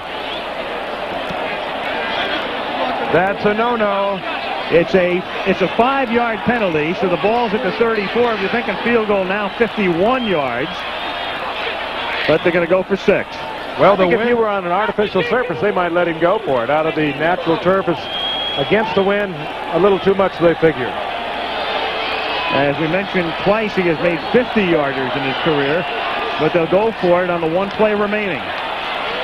And Cunningham with 3 receivers and 6 defensive backs in the end zone. I think it's intercepted. Yep, picked off by David Tate. And the Chicago Bears leave the field at halftime, attempting to remain as one of only 3 unbeaten teams in the NFL after Week 4, along with the Giants and the Rams. At the half in Chicago, the Bears lead it by a score of 13-0. You wonder if the Eagles offensively, Frank, are going to be able to shake this. They were miserable in half number 1. Kevin Butler to kick it. And it's Henry Gizmo Williams. Brought down out at the 27-yard line by Maurice Douglas. And here is Randall Cunningham, 7 for 19 for a total of 51 yards with 2 interceptions. He's carried the ball 4 times for 32. And there are the numbers through the first 30 minutes. At least getting the Eagle passing game at a positive numbers. Well into the second quarter, they only had -6 passing yards. Tough to lay it all, though, at the feet of Randall Cunningham. He's gotten 0 help from his Eagle offensive teammates. 1st and 10, Eagles from the 27-yard line. Cunningham, who was under wraps, throws, and it's picked off at the 45-yard line. Lemuel Stinson. And that, remember how I talked in the first half, how Randall Cunningham is running, but when he's running, he's always looking to throw. Frankly, I think there's an instance where he should have kept on running. He might be thinking too much now about passing. He tried to force that into Chris Carter. There was another Eagle receiver there. That brought in 3 or 4 Bears. Mike Singletary is back there right into the pass. There's Carter, number 80. Actually deflected that ball a little bit. Somebody better tell Chris Carter, though, that when the ball's coming your way, the object is to catch it, not duck. Mike Singletary gets a hand on the ball, and Chris Carter ducked to keep the ball from hitting it. Hand off to Neil Anderson, who takes it to the 41-yard line for a gain of 2. Mike Pitts in on the tackle. Here's the play again. You can look at it again. Now, Singletary will drop right in there. Here's what you're talking about, Danny. Perhaps would have been better advised to run the football as well as he can run it. There is the block by Singletary, and Chris says, well, I want nothing to do with this. It's a little crowded in here. A lot of feet in here. Chris, you got a helmet on. I mean, it's not going to hurt you. Oh, well, that would be tough to look at in the tapes. Ooh, that's, with all your guys with you. Granted, it's an instinctive reaction, but still. In another sport, maybe. 2nd and 7 from the 40-yard line. Yeah, boxing, maybe. Or water polo or something. Anderson gets 2 to the 38-yard line. Well, whatever Buddy Ryan drew at halftime, that weren't it. That was not the way the Eagles wanted to open up the second half. And we've got an Eagle player down on the field struggling to get up. That's Todd Bell, who's prone. And they're already -1 starter in the backfield in Wes Hopkins. And now Bell, the former Bear, who was here, you'll recall, in '85. Both he and Al Harris sat out the season. Bears won the Super Bowl anyway. Now they're both in Philly. Time out on the field, early third period. 13-0, Chicago. Bell to the left of your screen. I'm going to tell you ahead of time, he takes a real shot on his left knee, and if you're squeamish, don't look. But we've got an obligation to show you the injury. There he takes a blow to his left knee. You see the knee totally collapse. And Todd proved he didn't have to. He's out for 6 weeks, and we can only hope something like that for Todd Bell. But that's a serious shot he took on his left knee. Precisely. 3rd down and 5, and Tomczak's pass is incomplete, intended for Morris. And the Bears will have to kick.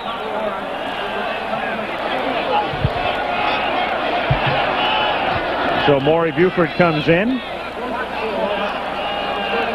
to do the punting for Chicago. And Gizmo Williams stands back at his 10-yard line. Williams played in the USFL, in fact, with Reggie White in Memphis for a year, and then up to Canada. Buford was here with the Bears a few years ago and has been at least in the camp of 7 other teams in the interim. And back he's come. A short kick that is down at the 11-yard line. Well, Gizmo has to handle that ball. I mean, if Gizmo is choosing to not return it, Gizmo has to get up there and at least fair catch the football. That was a high kick. He had plenty of time to get underneath it, and he could have saved his team a couple of yards, and if that had taken a big bear mound, he got a big break out of that. Could have been real problems. That could have been inside the 5 and easily covered by the Bears. Yeah, I'm going to speculate that he could have fair caught that up somewhere around the maybe 15 to 17-yard line. Eagles have it for the second time in the second half. And Cunningham to Byers. And Byers out to the 27-yard line where Mike Singletary makes the tackle. So Randall Cunningham picks up the Eagles' initial first down of the second half. 13 minutes to play in the third period. 13-0 Chicago. Well, that's the best-looking offensive play of the day for the Eagles. And, you know, as badly as they're being beaten up, 2 touchdowns puts them in the lead. If I was Mike Dick and the Bears, I'd be a little uncomfortable with that. Draw play to Anthony Toney, the 4th-year running back out of Texas A&M, and he's wrapped up by Jim Morrissey. And again, per usual, the Eagles really unable to get anything going on the ground tonight. I mean, there have been teams, and guys, I'm not trying to overhype the fact that the Eagles could come back and win this ballgame, but there have been teams who've been beaten up far less than the Eagles have in this game so far that have been trailing by 4 touchdowns.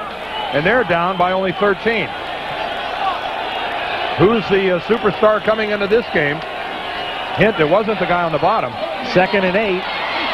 Keith Jackson, flag. He has a first down out at the 42-yard line. That will probably be for a face mask. Good pickup and read on the part of the Eagles. Singletary on the blitz from the middle linebacker. They picked him up. And Cunningham was able to deliver the ball, get it to Jackson. Then they're going to have a face mask, and you're going to see it right here. This is Tate filling in for the injured Dave Dorson. There is little or no question on that. And that's the inadvertent kind. I would assume they'll only tack on the 5 yards onto that because he didn't grab the face mask and hold on and snap the head. The 2 things now worked well for the Eagles offensively. They were able to get Keith Byers out in the flanker position. They got a lock up there with the safety man, Sean Gill. That's what they wanted. They hit him for a big gain. They read the blitz against Singletary, and they were able to get the ball to Jackson. From the 48-yard line, Cunningham fires to Keith Jackson, and he has a first down. The 2nd-year tight end out of Oklahoma. Went to the Pro Bowl last year. Takes it inside the 40, putting the ball in the face of Tate. Hey, Jackson caught that out of self-defense. Cunningham drilled it in there. He was covered well by Tate. That's one of those passes that if you don't catch it, it's going to have to be surgically removed from your sternum. And the Eagles showing some signs of life for the first time tonight. At the 39-yard line. Randall audibling. And the Bears with a blitz. And he's going into traffic again, and too deep, fortunately for him, because Carter was double covered. He picked the one man who was double covered. His other 2 men were single covered. Sean Gale was back there. covering on Chris Carter. Let's take a look at it again. Simpson is going to get help from the inside from Sean Gale. There's Sean Gale. Meanwhile, Jackson was single covered on one side. Quick was single covered on the other side, and Cunningham, being flushed out of the pocket, just didn't go back to them. 2nd and 10 from the shotgun. Looking for Byers. Byers has it. Byers has a first down as he's taken out of bounds at the 28-yard line by Singletary and Jackson. Byers, who came up basically as a running back, they discovered how good a receiver he was. Had a couple of tough years with an injured foot, but he has turned into a super receiver. He just made himself a nifty little collection on the sidelines there, but he works just as well out of the backfield as he does from the flanker position. Hello there, I'm Keith Byers. I was an All-American at Ohio State. On my bubblegum card. Talk about a pass. Oh, there's a double clutch. David Alexander, the center, moved the ball. This has got to go against the Eagles.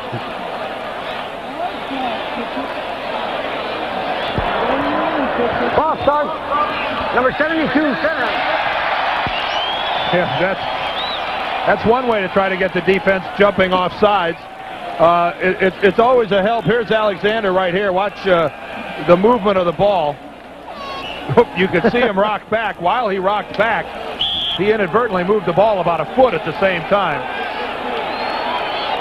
Makes it 1st and 15. Philadelphia from the Chicago 33. Where the Eagles need a score here desperately. Bears on top 13-0. Cunningham fires, and it's dropped at the 15 by Greg Garrity. He was right there and dropped it. Interesting to see the strategy played out. Buddy Ryan was telling us last night, when the Bears line up in their straight 4-3, as they did on that play, he said 100% of the time they're going to blitz. That's exactly what they did. Cunningham was well aware of it, had the individual coverage. He just threw the ball poorly. Venerable Soldier Field used to hold more than 100,000. Now modernized, capacity about 60,000. 2nd and 15. Cunningham throws, open on the sideline, but dropping the ball is Keith Byers. And it'll be 3rd down and 15 as they bring it back to the 33-yard line. Those are the things that have been working for the Eagles in the past couple of weeks against the Redskins, and even last week against the 49ers. A little Cunningham magic pulling that ball down, getting out of what would appear to be a sure sack, and your receiver doesn't hold on to it. Well, it's 2 in a row, and the Eagles have really mounted a good-looking drive, starting well back in their own territory. That's a confusing statistic, 0 for 4, because there's some drops in there. 3rd and 15. And here comes the blitz again. It's Carter taking it at the 30 and wrapped up. Lorenzo Lynch tackles him after a minimal gain. He wanted a face mask called at Carter. David Tate put the pressure on with the safety blitz. And the line of scrimmage is the 30 with a 4th and 12. Blitz again on the part of the Bears, and watch number 50. Extra intensity. Tony takes him on, does a little bit of a job on him, and Cunningham has to let it go. Actually, Tony got Singletary to the ground. It wasn't very pretty, but it was effective. It gave Randall time to throw it, and there's a high snap. 47-yard attempt by Luis Zendejas is good, and good by plenty. Zendejas, cut by Dallas last year. Coming to Philadelphia, puts the Eagles on the board. Great hold, 2 to play in the 3rd. Great hold by Telchik to get that ball down. Lawrence Taylor's sack, favored by about half of those who have called into this point. Jack Lambert running 2nd. We talked about that hold of Telchik a moment ago. The punter, watch this snap, very high. And great concentration on the part of Zendejas. And you put one up there that high, that's a real good tribute to the holder to get it down and get it through the uprights. They usually hook it or pull it or kick it wide to the right. And that would have been good from 53 or 54. This one is a two-hopper, juggled, and they've got to pick it up, and Gentry does inside his 10. And can bring it back only to the 13-yard line. And so Chicago will take over at that spot. Bears tonight have scored the only touchdowns in the game, both on passes coming into the game. Chicago leading the league in rushing, but tonight averaging just a little bit more than 2 yards per carry. And lost in all of this is how well the Eagles have played the Bears and their running attack. The team that's #1 in the league and has run roughshod over everyone for years. And right now, that's one of the big reasons the Eagles are in this ball game, how well their front 8 is playing on the running attack. From the 14-yard line, Tomczak working against secondary, hits Gentry, and he's tackled by Allen. We say weakened because we saw Bell leave, and Hopkins was hurt enough that they were thinking about having him inactive, but he is not only active, he's in the game right now. Meanwhile, lowest career sack rate, you can see you never sack Marino, but there's Tomczak, clearly second in that category. Once every 33 dropbacks, and some of the other names there to give you some comparative information. Whereas Randall Cunningham is what? Gets sacked once every 7 or 8 times he drops. Yep.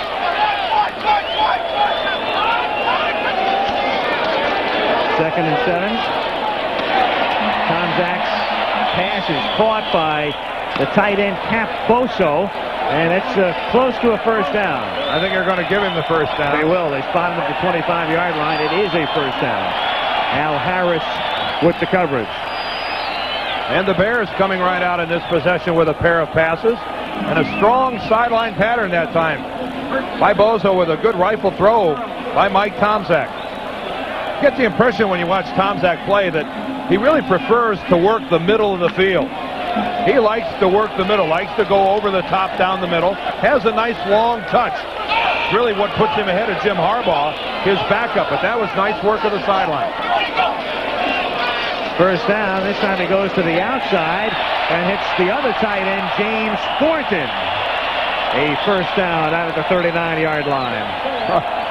Are we really watching the Chicago Bears, who have a 13-3 lead, trying to protect that lead? They get the ball back after an Eagle score and open up with 3 consecutive passes? As the man that's calling him, Greg Landry. Oh, this can't be. What happened to student body right, student body left? This is... Well, it might be reflective of the few yards they've been able to put together on the ground against the Eagles' defense that we were just talking about a moment ago. First and 10, Chicago from the 40-yard line.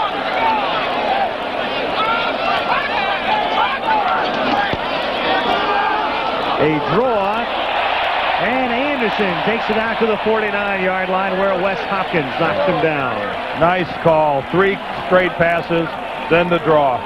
That's how to set it up.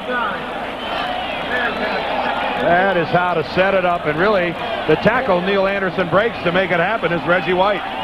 Reggie White is all over Anderson in the backfield.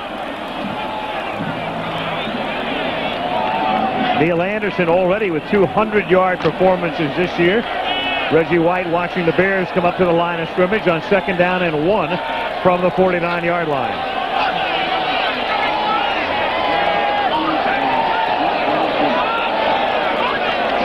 Thornton in motion. Anderson across the 50, a first down, taking it to the Philadelphia 47-yard line. Good drive for the Bears. From inside their own 15-yard line. They lead 13-3. 6.5 minutes to play in the 3rd quarter at Soldier Field.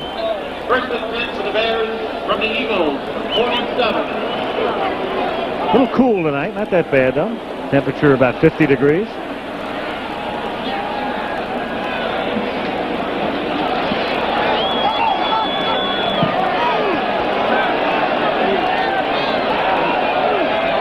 First down at the Eagle 47. Tomczak over the middle, man open at the 30 is Cap Boso. To the 27-yard line, he wants a face mask ball and gets it. He might have talked the official into it. I think he did. Very late flag. Andre Waters was the man who grabbed it. And there's no question that Andre Waters had it. Has it with his right hand blatantly. Big smash, 5-yard penalty, number 20. It was Evans on the coverage, and Evans is beaten again, number 56. As Bozo goes down, and there is Andre Waters. And he rides it down, and he keeps his hand on it. And you saw Bozo come up and grabbing his face mask, and he worked the referee for a good 4 or 5 seconds until the flag came out. There's a... Yeah, it was like this. It was like this.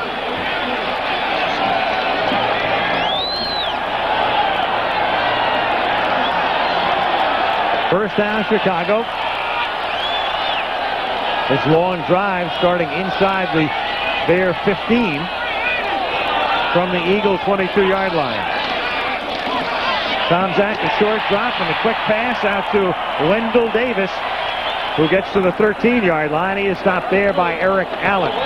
Good read again on the part of Tomczak. Going to Wendell Davis. Blitz was on. Davis had individual coverage. Well, it's becoming obvious when the Eagles get up there on first down in that 46 defense, which is what they were in last time. And if you're going to have a cornerback giving as much ground as Eric Allen did that time, why not? Take 2 steps back, fire it, take the easy yardage. Why try to jam it in there against 8 guys? 2nd and 1. Chicago at the 13. There's the 46 again.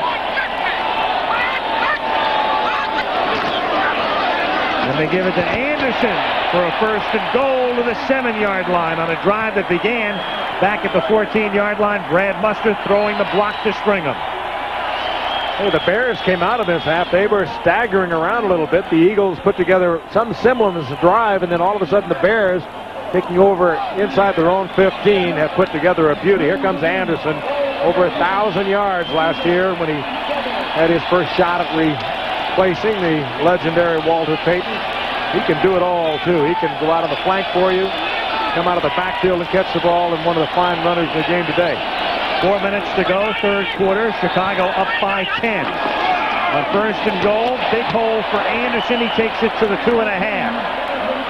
Stopped there by Al Harris. 2nd and goal. Well, this is just an excellent example of how Colbert, Bortz, Hilgenberg, Thayer, and Van Horn are now taking control of the ball game. The Bear offensive line is dominating the line of scrimmage. Take a look at this work up close. Hilgenberg moving to his left. Bortz coming on the trap. I mean, those are huge holes. Jimbo Colbert coming in there, finishing off a block. Slam bam football coming right at you down at the goal line. 2nd and goal from the 2. Anderson, touchdown Bears. That was a great looking drive. They did it all. Outside passing over the middle to the tight end, to the wide receivers, reading the blitz. Anderson judiciously used. And Ditka did it the way he would like to do it to Buddy Ryan.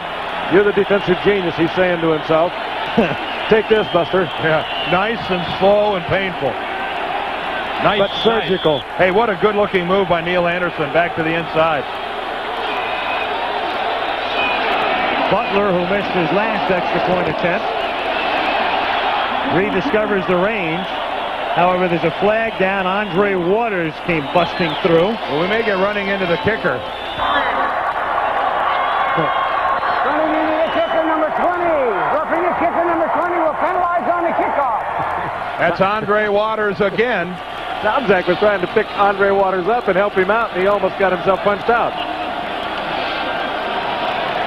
Well, Andre Waters, no stranger to the fray here this evening. He's been in the middle of just about everything. No stranger to the fray on most evenings or Sunday afternoons. And he's no stranger to the yellow flag. You like good aggressive play? You go after the ball, you go after the receiver and the ball carrier. And it's a fine line between being overly aggressive and not being smart. Let's take a look at it. Coming in from the right side, there's Andre Waters. And, you know, he just laid out for the ball. You can't blame a guy for that. Butler fell on him.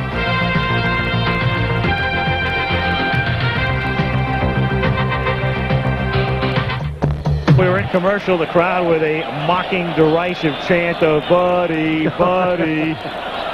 And as Frank mentioned, Mike Ditka thinking to himself, "Take that, you defensive genius." As Ditka said today, hey, Ryan didn't invent the 46 defense. Lombardi used it 20 years ago.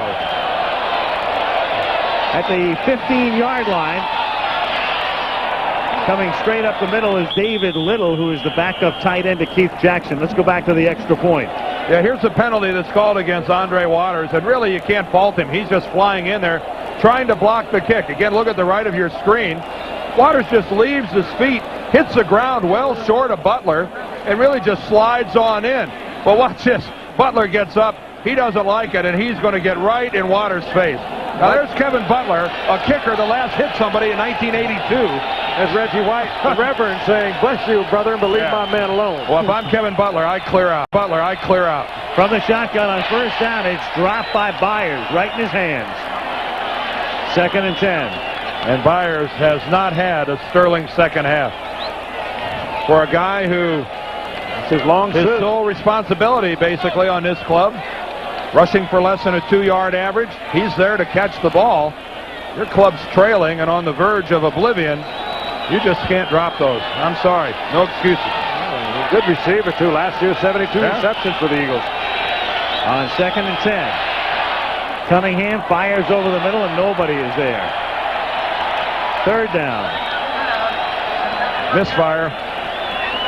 Eagles, nightmarish night for a team that began with an almost perfect opening day. They beat Seattle 31-7.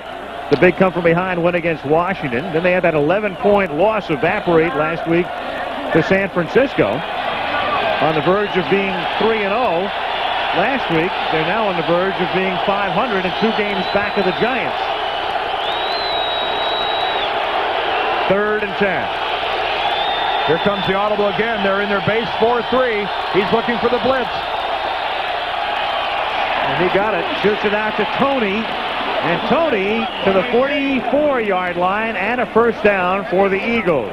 And as sloppy as that was on the part of the Eagles, when you get the blitz and you get the individual coverage, you pick up big yardage off it. Yeah, here's what Cunningham's looking at. He's got the 4 linemen right here in a base 4-3, the middle open. He's looking for one of these guys to come. The Bears do it 100% of the time. Tate comes in on the blitz. The audible works. He checks off and dumps it out there. Look for the Bears to blitz every time in that situation. From the 43-yard line, Carter makes the catch and takes it to the Chicago 34-yard line, wrapped up by Sean Gale. So the Eagles mounting this drive, and they'll do it without a huddle here with 2:35 to play, 3rd quarter, and Philadelphia trailing by 17. On first down, the catch is made by Carter, and he takes it to the 24. Appears to be just short of the first. Stopped by Rivera. And if I'm the Eagles, I don't huddle up. I keep going with it, and the Eagles are going to go back to the huddle. Boy, I'd have stayed with it. That gives the Bears a chance to change their personnel. Yeah, I'd have stayed with that. Sam White smiling to himself somewhere in Cincinnati. 2nd and 1 from the 25-yard line. Cunningham, and it's dropped at the 20 by Keith Jackson. So it'll be 3rd down and 1. There have been some drops tonight on the part of the Eagles. That was a first down drop on the part of Jackson. Great rookie year with 81 receptions. So many of them coming when Mike Quick, who has not even been a factor in this game tonight, was out with the broken fibula. They discovered Keith Jackson and his great talent.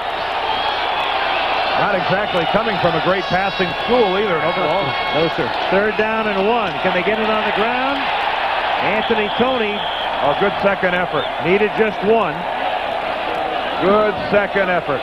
Steve McMichael had him wrapped up, but kind of in an awkward position. Tony with the low body angle. He had the leverage on McMichael, and I think struggled for that first down. He picks it up.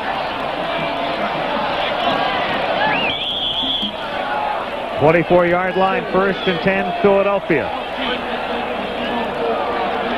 Watch Tony again. Now, he missed last week's game with a twisted knee. And he's hit right there. It spins loose.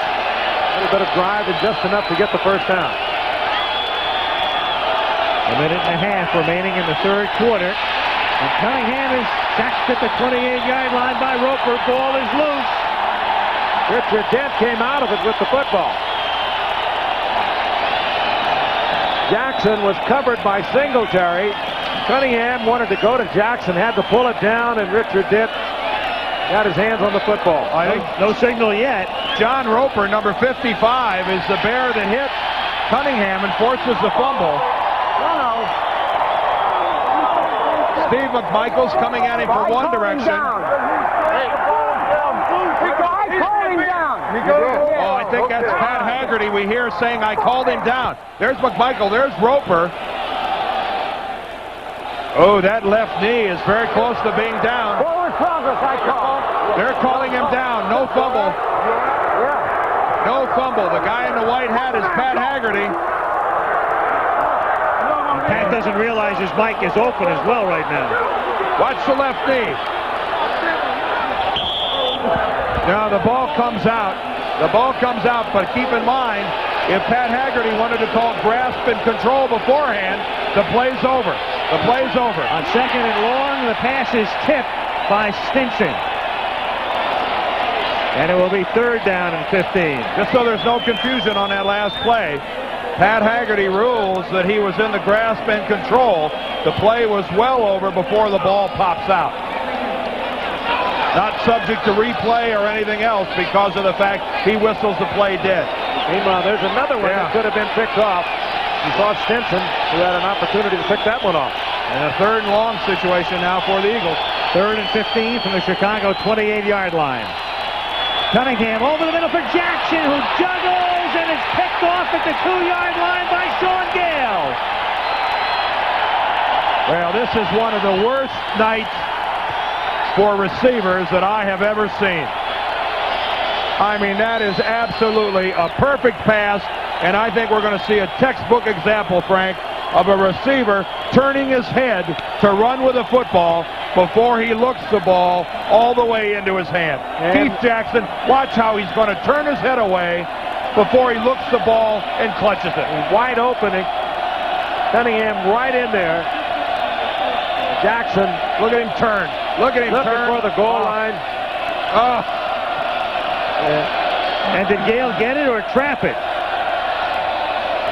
Well, we had a drop. Let's see if we have an interception. Sean Gale, number 23. Doesn't have control. Oh, no way. No way. Now they're going to look at it. Yeah. I think they're going to take this away. That's going to be an incomplete pass, and that'll bring up 4th and 15 for the Eagles. That's an incomplete pass. Boy, that last angle, guys, perfect. They had no choice. Good-looking angle, guys. And they will reverse it. Never ever had control of it, as you can see. Now here comes Sean Gale. He never has control of it. No. Yeah. Craig Janoff, our director. Kenny Wolf, our producer. Nice look. Nice look. Nice look.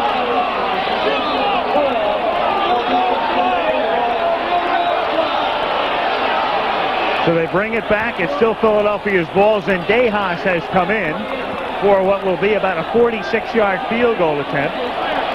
And that next extra point by Butler now comes into play, and that's why Zendejas is in there right now to try to get them to within 14. Had Butler not missed, it would have been a whole other story. Would have been a whole lot simpler if Keith Jackson would have just held on to the ball.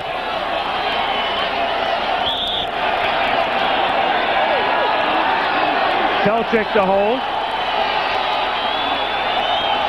Zendejas who booted one from 47. This one has plenty of distance, but is wide. Another high snap, and this time Zendejas misses it. David Alexander, the snapper. And so the Eagles get a reversal, but don't capitalize. Chicago still leads by 17. In the history of Monday Night Football at halftime, and those of you voting, Pittsburgh returns are coming in. You know, I like LT a lot, but you know he wasn't even blocked on that sack. Makes it even easier, doesn't it? Much more impressive. And look at that. In The some lights ways, on that building designating the logo of the Cubs. As you look at it from the Goodyear Blimp Enterprise. Still no UFOs. Nope, not yet. the Eagle receivers are acting like that's what the football is tonight. Alien to all of them. Thomas Sanders in the game as the running back in this set, and it's Sanders carrying for a gain of 2 out to the 30-yard line. The Eagle receivers are acting like they're uncatchable flying objects tonight. The Cunningham stats look horrendous, but if you've been watching the game, they could look a whole lot better. And there's a guy who just hasn't been a part of the action tonight for the most part. Mike Quick. You got to wonder why. Keith Jackson's been a part of the action. Mike Quick, one of the most dangerous receivers in the NFL, really hasn't been much of a factor here tonight. 2nd and 8 from the 30-yard line. Tomczak to the far side. Boso makes the catch and is taken down by Izell Jenkins, and he is hurt. Tomczak put that ball up high, and as Boso went up for it, he took a tremendous shot right in the small of the back.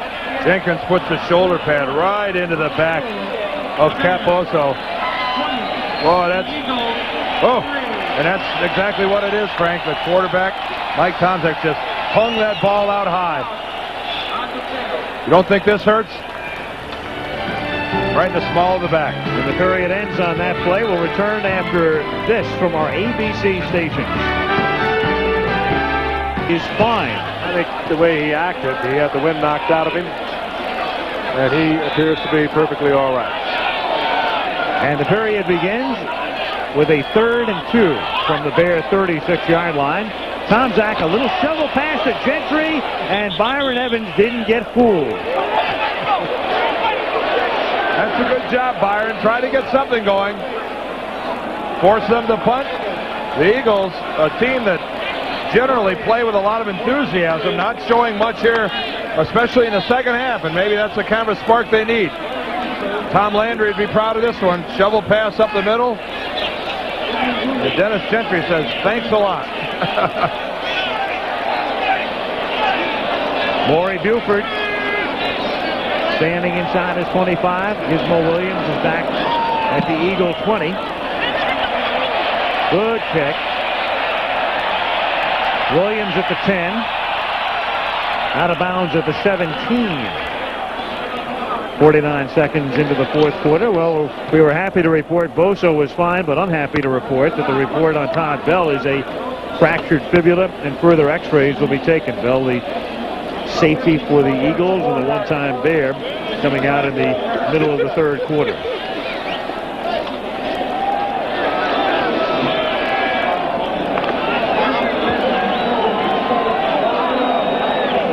The Eagles at the 18-yard line.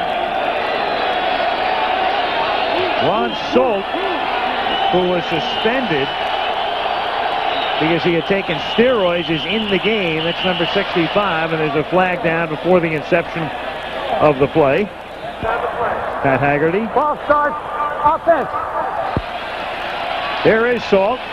Couldn't come to terms with Indianapolis. Eagles traded for him. High salaried offensive lineman. Looked like that might have been a late snap by the center, as all the offensive linemen got in their pass protection, and the center was still over the ball.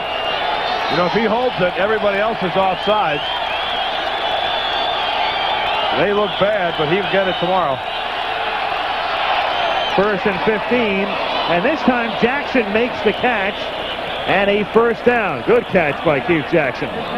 Feast or famine for this guy. That was a grade A catch by Keith Jackson. Boy, that was nice. Well-timed leap, reaching over. Keep in mind, he's 6'2" and 250 pounds, and he is playing in a wide receiver position. Now, watch this. Well, he's also working against Lemuel Stinson, who's only 5'9". Yeah, I mean, real mismatch. 1st and 10 from the 33-yard line, and the catch is made by Jackson again for a 1st down. Sean Gale with the coverage. So Jackson making amends on this drive. And I think the Eagles are being very wise going without a huddle. Which they do here from the 43-yard line, and it's knocked down at the line of scrimmage. 2nd and 10. See Dan Hampton still in there, 20-3. We're in the 4th quarter. There was a lot of concern, if you were not with us earlier, whether Dan Hampton would hold up. Didn't practice all week. Had his 8th surgical knee this past off season, and had filled up with fluid after the Detroit game last week. And they didn't know whether he was going to be able to go tonight, but he's still in there late in the game. That was the left hand of Richard Dent, though, that knocked that ball away. 2nd and 10. Down the sidelines, but the pass out of the range of Jimmy Giles. It'll be 3rd down. And they work on Jackson, outfitting with a new shirt. You know, for reasons I can't really figure out, Dan Hampton's got the bad knees. The Bears have a lead, and yet it's Steve McMichael who's really sitting out most of the game. McMichael has been sitting on the sidelines, and I don't know what the explanation is. 3rd and 10, and the catch is made by Carter, and Lynch runs him down out of bounds inside the 35-yard line. Boy, and there's an aggressive offensive receiver. Chris Carter came very close to getting a personal foul. Check it out at the end of this play. Sean Gale is down there, and is that Gale that takes a shot in the head? Watch Chris Carter with his left hand right here. Ooh, and he takes a little stab at Sean Gale. 27-yard gain, 1st and 10, Philadelphia at the 30. Cunningham up the middle. And run down at the 22-yard line by Vesti Jackson. Gain of 8, 13-18 remaining in the 4th quarter. Again, the Eagles marching. Their last drive coming up short when Jackson dropped the pass inside the 5. But they're moving again on the Bear defense at the 21-yard line. It's 2nd down and 1. Well, now Steve McMichael checks back into the game for the Bears, but it's William Perry who comes out. Dan Hampton staying in. Anthony Toney picks up the 1st down as he's driven back by Mike Singletary. Forward progress to about the 17-yard line.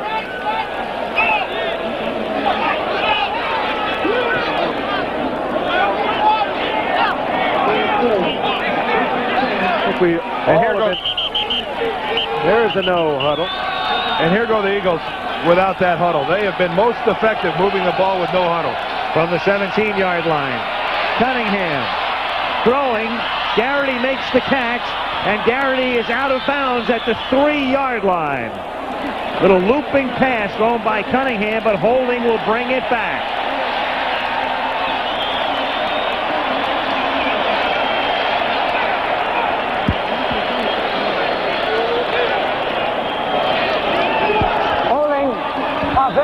Number 72. David Alexander, the center.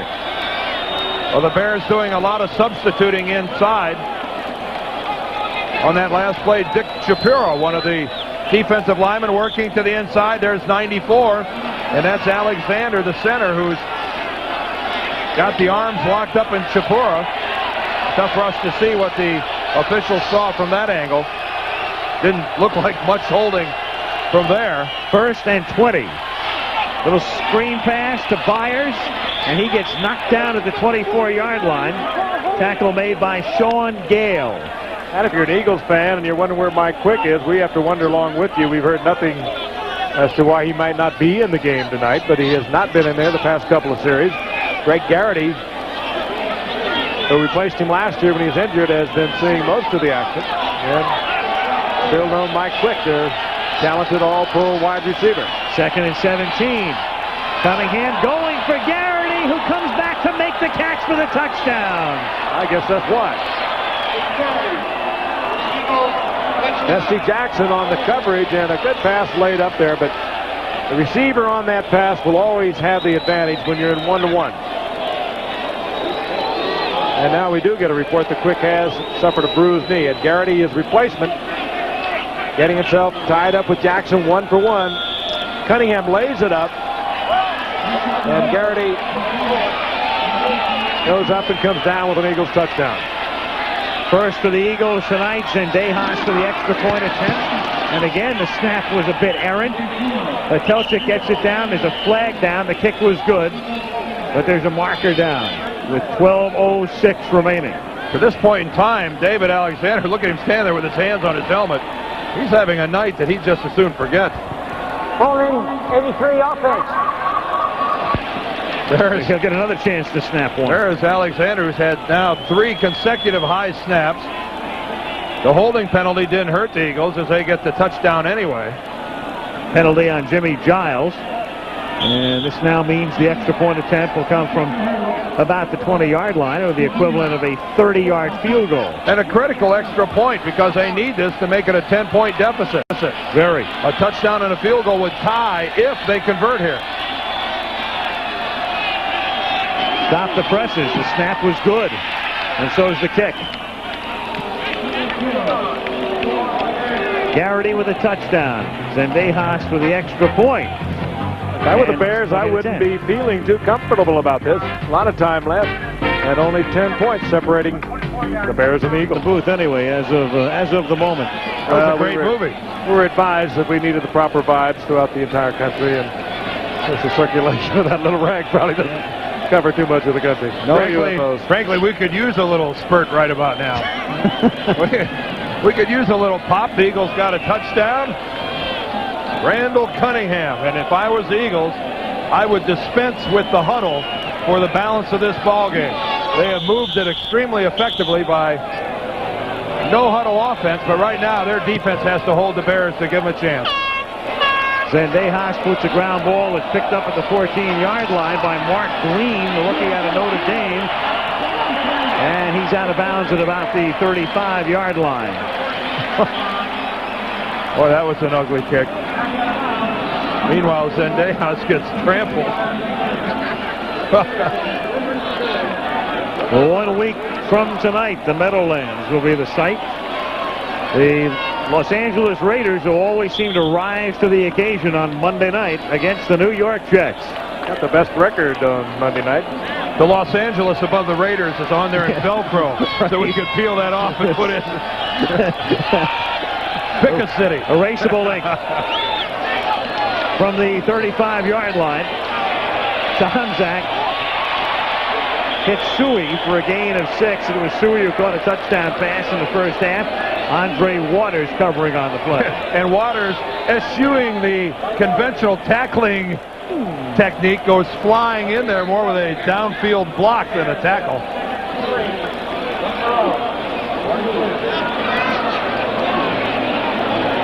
You have come up with a veritable plethora of adjectives tonight. You guys don't have to act stunned that I used a big word, you know. I mean, we're looking it up. You know, there doesn't have to be a deadly silence that falls over the booth just because I used a word with more than 5 letters in it. Does that mean eating? Second down and 3 from the 42-yard line. Anderson. And he dropped the ball. Fumbles. And it's Wes Hopkins, who should be at the bottom of the pile and is.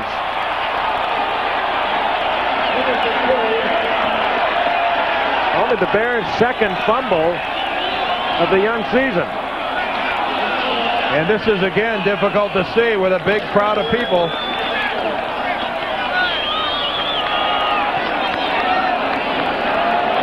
It was a solid upfield run by Neil Anderson.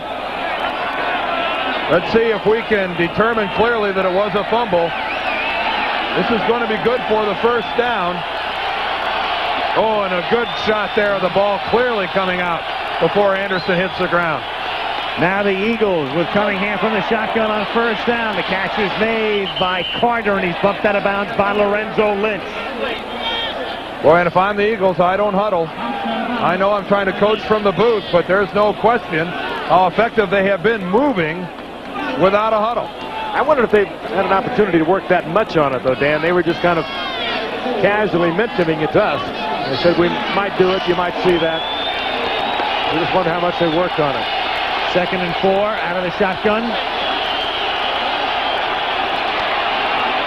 Cunningham, chased by Hampton, throws down the sideline. Catch is made by Carter, and he takes it to the 1-yard line. And I believe the deadly silence that was enveloping the booth several minutes ago has now jumped all over this Soldier Field crowd. Yeah, but who did it, though? It's Cunningham, who has been bottled up most of the game, chased out of the pocket, keeps himself alive. Here he is. Hampton is chasing him. We talked about his bad wheels. McMichael, number 76, gets the ball to Carter now. He comes down with a great catch. Lorenzo Lynch was there defensively and prevents the touchdown, but two fine athletic moves by the Eagles. Cunningham and then Carter. And there's a bear shaken up. I think it's Stinson who needs some attention to an official's timeout. It's Lemuel Stinson, the cornerback. 10:23 remaining in the fourth quarter. And this now makes the Bears dangerously thin at left corner. Keep in mind that Stinson was playing because Donnell Wolford had a shoulder injury a couple weeks ago. He's out. So now the Bears are beginning to have some injury problems in their secondary. Dave Dorson out as well. From the 2, pass too high for Jimmy Giles. Oh, and he could have had that there, and Cunningham knows it. Yeah, that's the kind of pass. If Randall just waits, if he waits a half a second longer to throw that ball, that's an easy touchdown. You've got Morrissey, the linebacker, locked up on the tight end Giles, and another beat, and it would have been wide open. As it was, it should have been in there. How's that for a little turnaround into the second half? Second and goal, lofted into the end zone and incomplete. Intended for David Little, the backup tight end, and it was Jim Morrissey getting a hand on it. And that is perfect coverage by a linebacker. Jim Morrissey plays both the ball and the receiver. And David Little, the intended target all the way, smothered by this guy, Jim Morrissey. And good defensive play on the part of the Bears.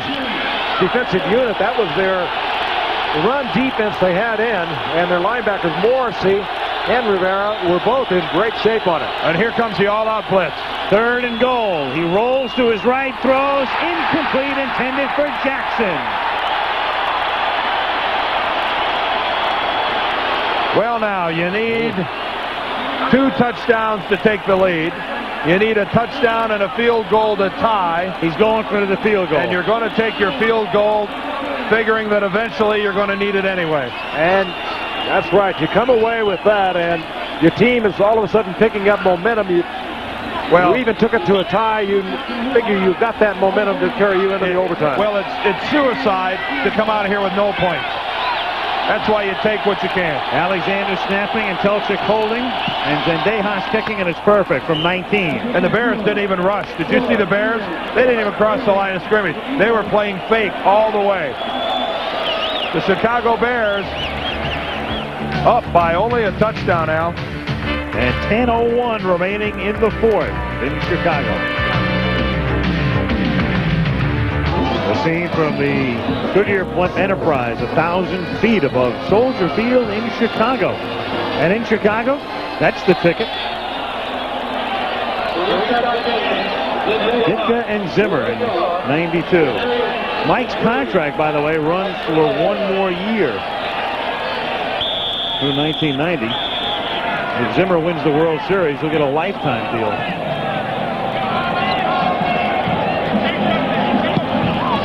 Zendejas. Oh, nice kick.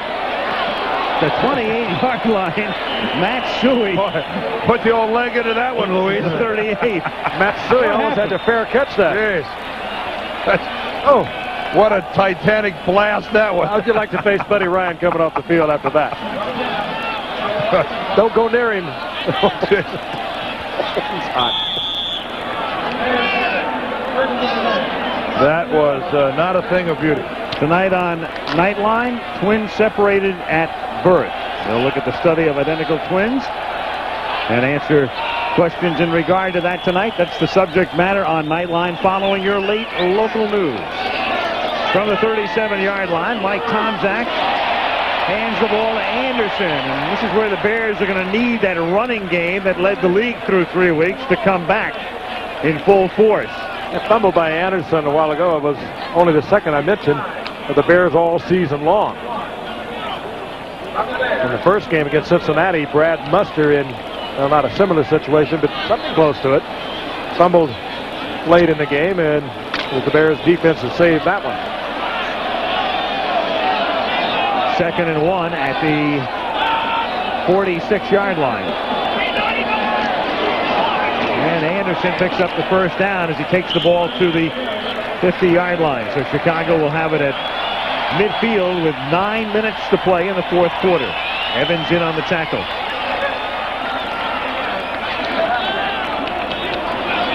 You were mentioning that Muster fumbled. Remember the Dan Hampton quote? At the end, he said after the game, if I had a knife, I would have stabbed him. And, you know, that's how he was too upset. I find team unity to be a wonderful thing.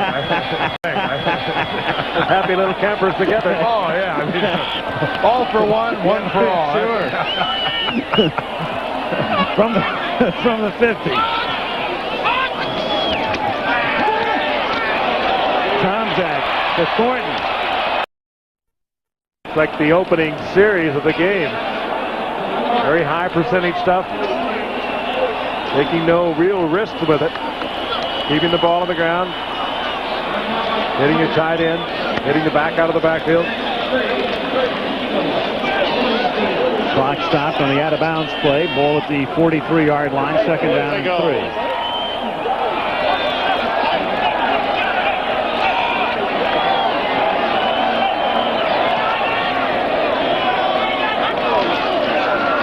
Toss to Anderson, who cuts it back and can only get to the 42-yard line. That's going to set up a 3rd and a long 2. Byron Evans, 3rd year out of the University of Arizona, makes the tackle. Clock running, 8:10 to play. I guess this is a situation where the Eagles now have to decide, are we going to gamble? Do we come with a run blitz? Do we come with a pass blitz? Do we sit back and try to play this one straight? But they have got to somehow wrest the ball away from the Bears. 3rd and a short 3 from the 43-yard line. Thornton goes in motion. And they give it to Anderson, and he picks up the first down. The money man takes it to the 38-yard line. Hopkins and Waters converge on the tackle. Boy, a great call by the Chicago Bears. They know one guy here is going to be playing pass. It's this guy right here. Reggie White, watch him go all the way upfield. Here comes the trap to kick him out. A brilliant call on short yardage. Mark Bortz, Reggie White completely out of the play. Byron Evans can't make it, and that's a well-run trap play for a first down by the Bears. At the 38-yard line, 7 minutes to go. 1st and 10, Chicago. Anderson, close to the 35-yard line. Thus far, perfect drive, exactly what Chicago wants. Keep moving, keep the chains moving, keep the clock grinding down. 6:40 to play. Well, it's one thing you always like to see in a team when you're trying to assess their championship caliber. How do they react when the other team scores? Remember, the Bears put together a scoring drive after the Eagles kicked their 1 field goal to make it, to get their 10 points. The Bears came right back with a scoring drive, and now they put together another good one following an Eagle score. 2nd and 8. Tomczak play fake, throws, hits Thornton. First down inside the 20. Still on his feet, and Thornton is in for the touchdown. And what a pass by Tomczak. And they bounced off his arms.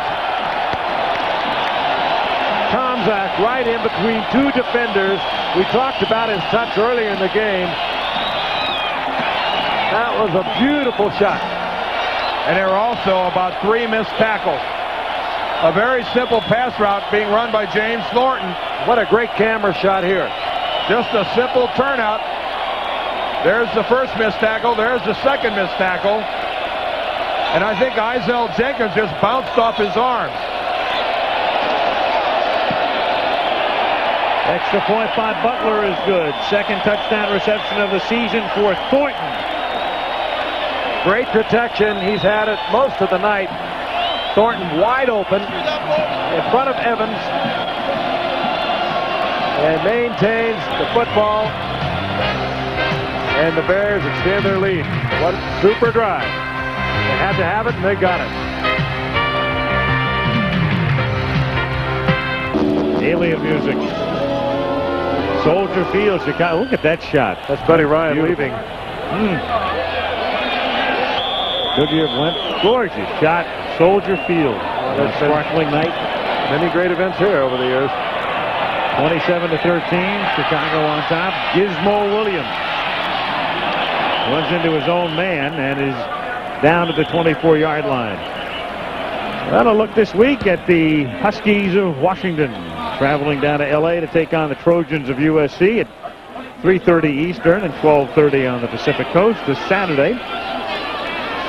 Some of you will see at 3:30 Eastern, Ohio State taking on the Fighting Illini. Regional coverage this week, ABC's college football, Pac-10 and the Big Ten.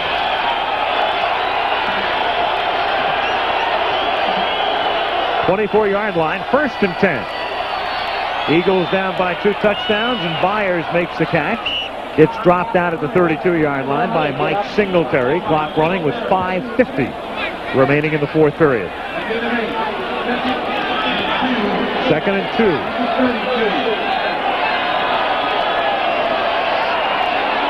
Cunningham throwing underneath to Byers. He's trying to get out of bounds to stop the clock, and he does, and has the first down at the 37-yard line. Run out by Maurice Douglas. And this is one-on-one right now. This is Randall Cunningham against Mike Singletary. When the Eagles go to their no-huddle offense, this guy right here is in charge of calling the Bears defense. Randall will call the Eagle offense by himself, and a little game of chess between these two. And even with it going out of bounds, if I'm the Eagles, I would have gone right to the line of scrimmage. From the 37-yard line for Garrity. Reaches up to make the catch at the 32-yard line. Vesty Jackson with a coverage. That's twice now. Garrity has done a number on Vesty Jackson. Gave him a little look to the inside and just totally riveted Jackson. And Randall Cunningham right on target. Jackson just now getting back into the play, but a good move by Garrity. From the 32, a one-handed grab by Cunningham. A deflected pass, intercepted, and then fumbled at the 40-yard line. A loose ball.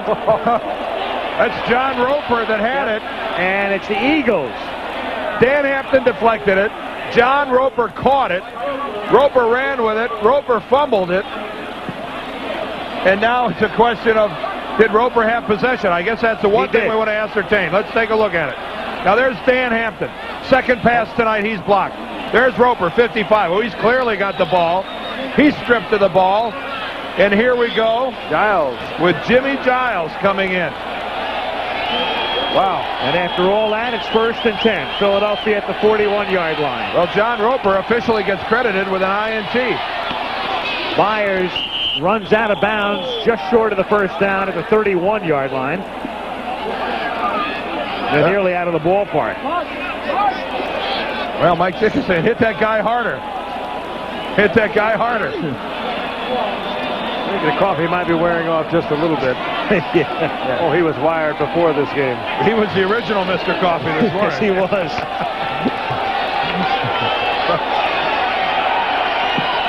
Second and 1 from the 31. And the worst part is I wanted one real bad. He didn't offer it. Cunningham, incomplete. Lorenzo Lynch with the coverage on the play. He had Chris Carter blanketed. It'll be 3rd and 1. He's not afraid to throw it into coverage, is he, Frank? Randall Cunningham, when the mood strikes him, will throw the ball just about anywhere. That's the confidence that is born of having a tremendous arm. There's a whole different choreography for his game than any other quarterback. 54 passes. And with their non-existent running game, it's not going to be the last time this season they'll throw 54 passes.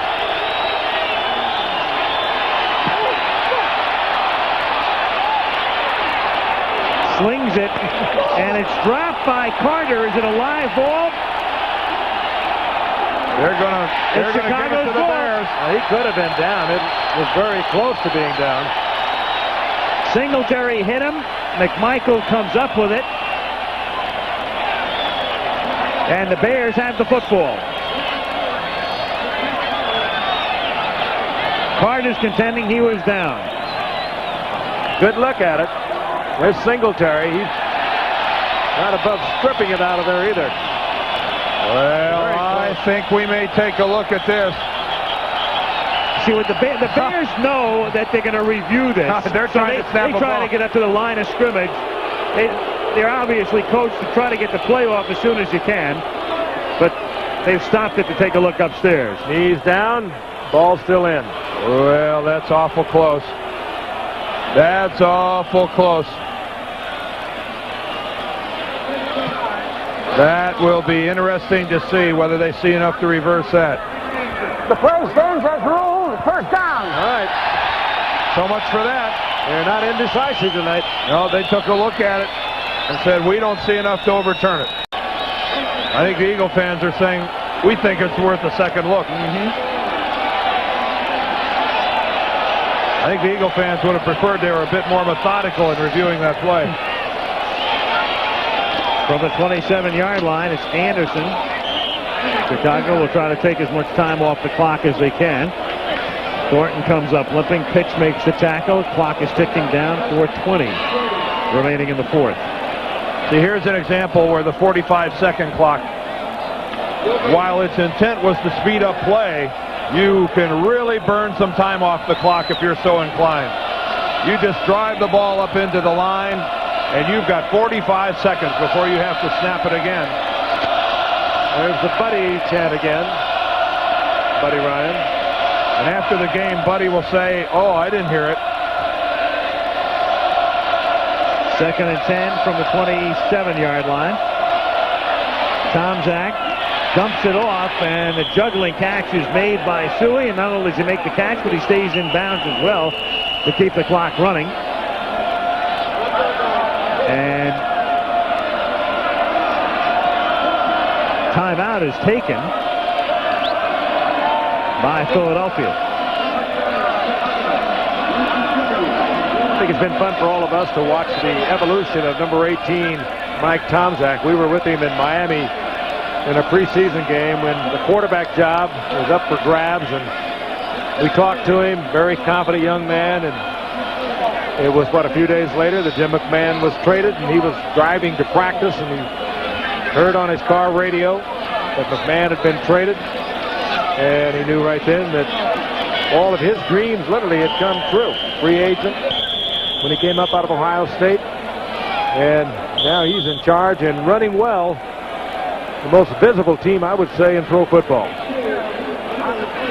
and doing it very nicely. And having another big passing night tonight. Yeah, 300 yards plus last week against Detroit. He's had his most attempts tonight and shown a definite education in at least touch football. 3rd down and 8. Tomczak lofting it and throwing it away. And Chicago will have to kick with 3:33 remaining in the fourth quarter. Nothing chancy at this point on the part of Mike Tomczak, but he has really put the touch on the ball tonight. You know, the significance of what he did last week, throwing for over 300 yards. Well, since the rules have been liberalized in the secondary, 300-yard passing games aren't really all that noteworthy in the NFL. Do you realize that was only the 7th Bear 300-yard passing day in the last 20 years? 20 years.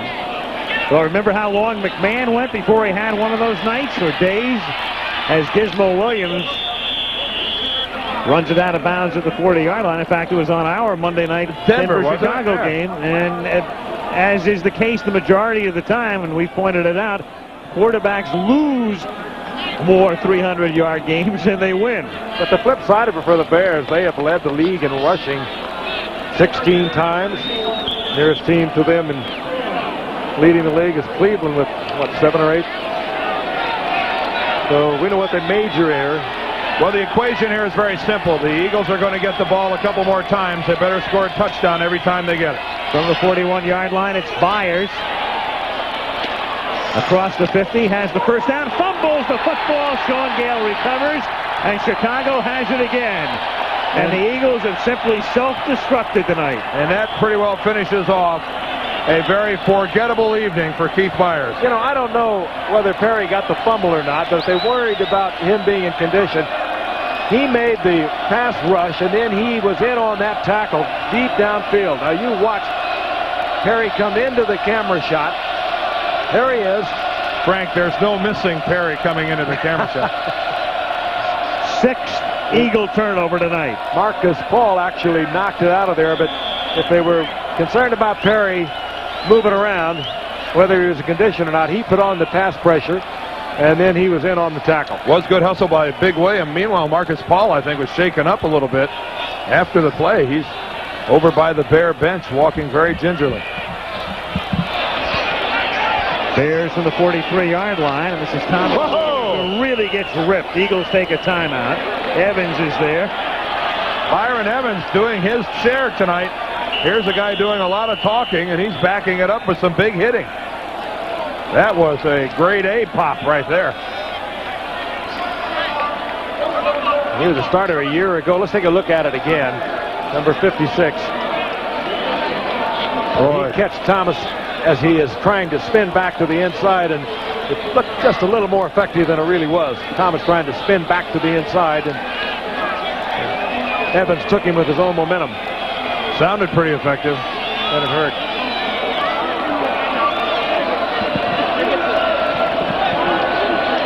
With a look at Chicago, Soldier Field in the foreground, the spectacular skyline. You could be seeing a lot of it out. Well, World Series will begin on 14th of October here on ABC. It will begin in either Toronto or Oakland, and the National League City, either Chicago or San Francisco, hosts the middle three games. If it is here, Al, yes, sir, you could get some chilly evenings here in Chicago at Wrigley Field. Then again, you could have Indian summer in the middle of October. Of course, it's always balmy and warm at Candlestick. Yeah, right. You want to stay away from weather in cities, Dan. 2nd and 9. Sanders across the 50, and that will really write a finish to this one as they pick up the first down, and the Eagles have only one timeout remaining. Dr. Frank Deerdorf, our meteorologist. Pretty bold of me to insinuate that it might be chilly in Chicago, that it might be cold at either Wrigley or Candlestick in the middle of October, huh? But meanwhile, Frank, we'll be in Buffalo while Al's doing the World Series. You could be close by in Toronto. That's true. We don't have to worry about snow up there. Close the roof.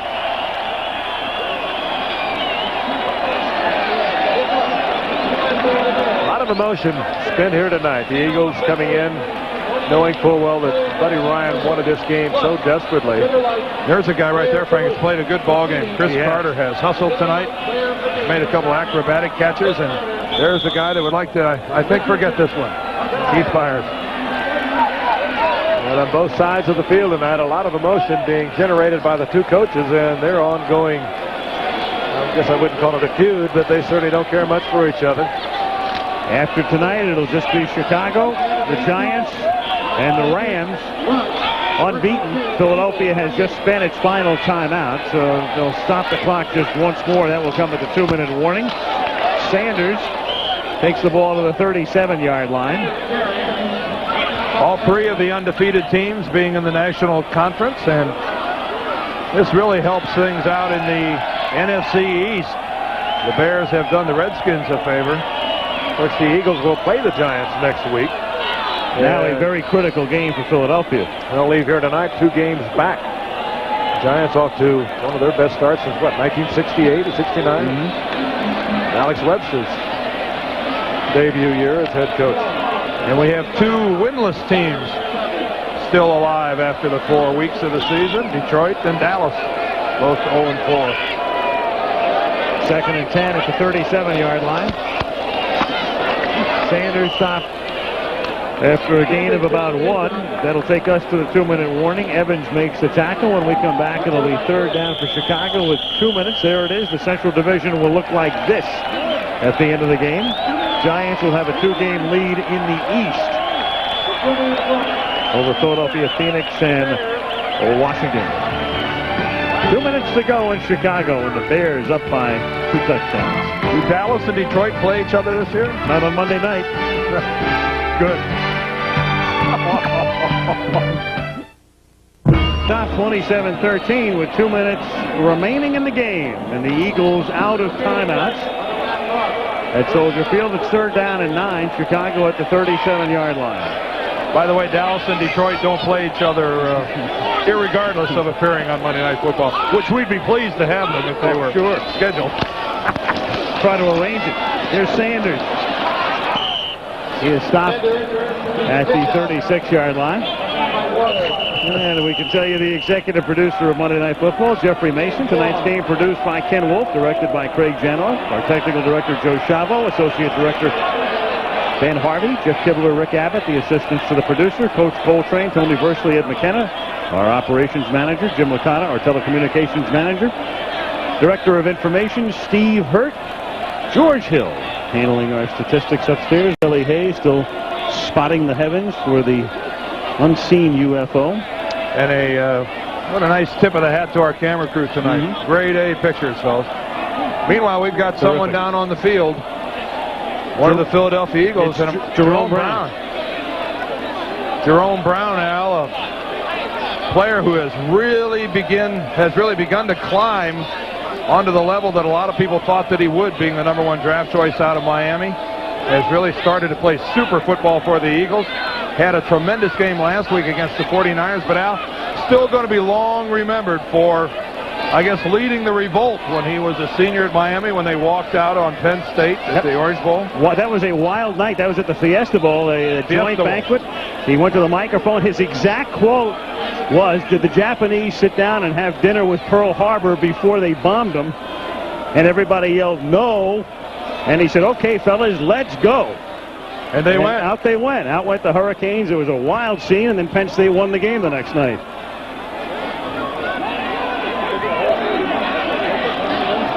He didn't want anyone helping him off the field.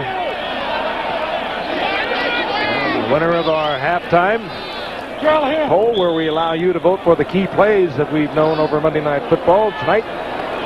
The best sack, that goes to Lawrence Taylor of the Giants, who trails only Reggie White of the last 5 years in sacks. Reggie coming into tonight with 72, but he had a couple tonight. Mark Gastineau there with less than a stellar performance, gathering only 5% of the votes. Mark, of course, in training for something. Is he going to fight? Is he still up there training?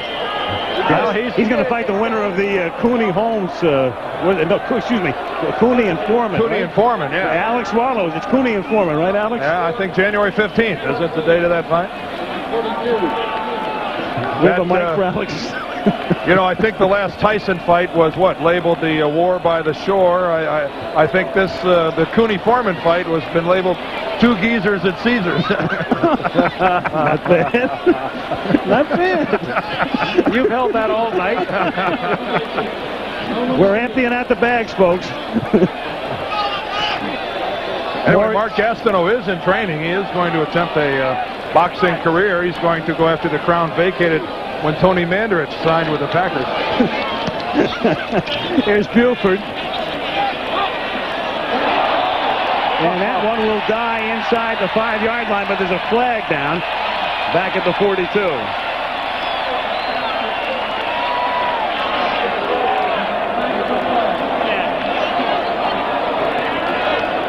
Oh, woe are the Bears. They're going to have to do it again, I believe. Frank Landry, a brilliantly orchestrated offense tonight, and head coach Mike Ditka got what he wanted so very much tonight, a win over not only the Philadelphia Eagles, but Buddy Ryan.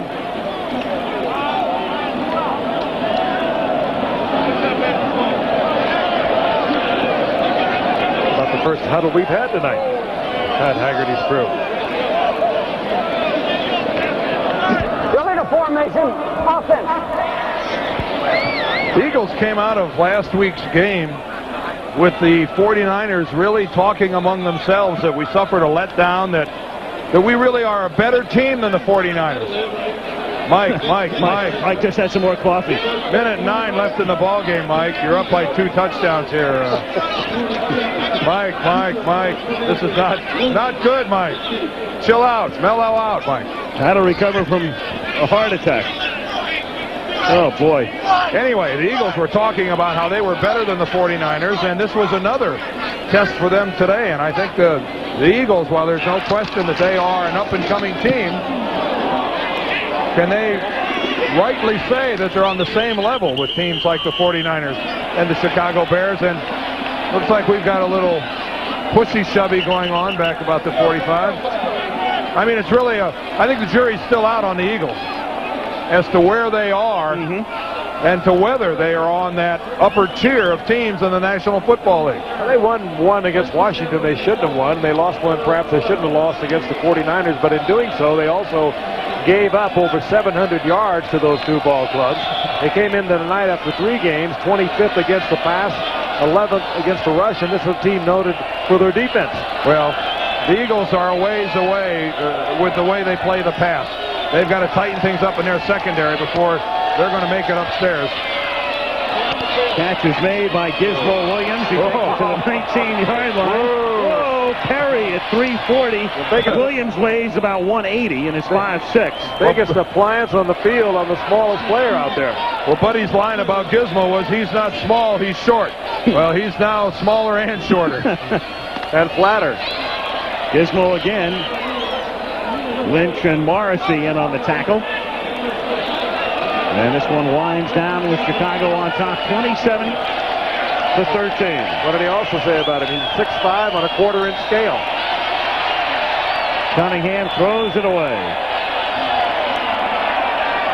Ed McCaskey, chairman of the board of the Chicago Bears, watching his team on its way to another victory. And again, the Chicago Bears amazingly have not been out of first place since 1983.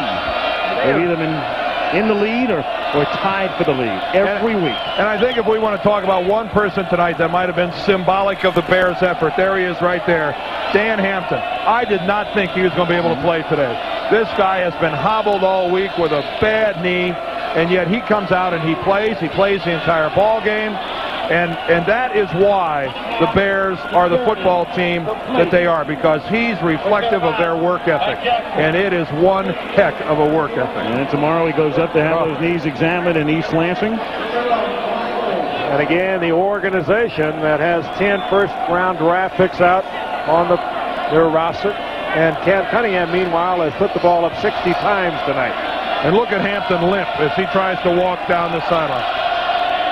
We've had 98 passes in the game, and we have a chance for 100 with 14 seconds remaining. And this will set a new Eagle record, the 61st pass of the night. That'll set one for height. Intended for Williams, and the wind holds it up as well, and Lynch knocks it down. And that breaks a record set in 1940 by Davey O'Brien. Most passes attempted in a game by an Eagle. That pass looked like one of Zendejas' kickoffs, only it was about 20 yards longer. Careened up the Enterprise. So these two will get together and have a little cocktail after the game tonight. Chew the fat. There it is. Hardly. The numbers, 99 passes in the game. There have only been 4 games in the history of the NFL that have seen 100 passes.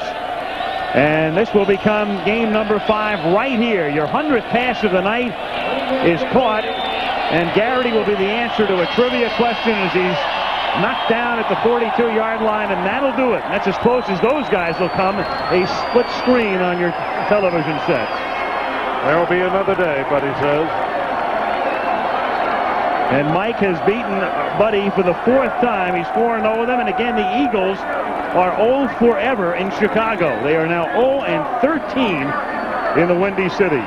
Bears lead by 2 in the Central. Eagles trail the Giants by 2 in the East as Chicago wins it 27-13.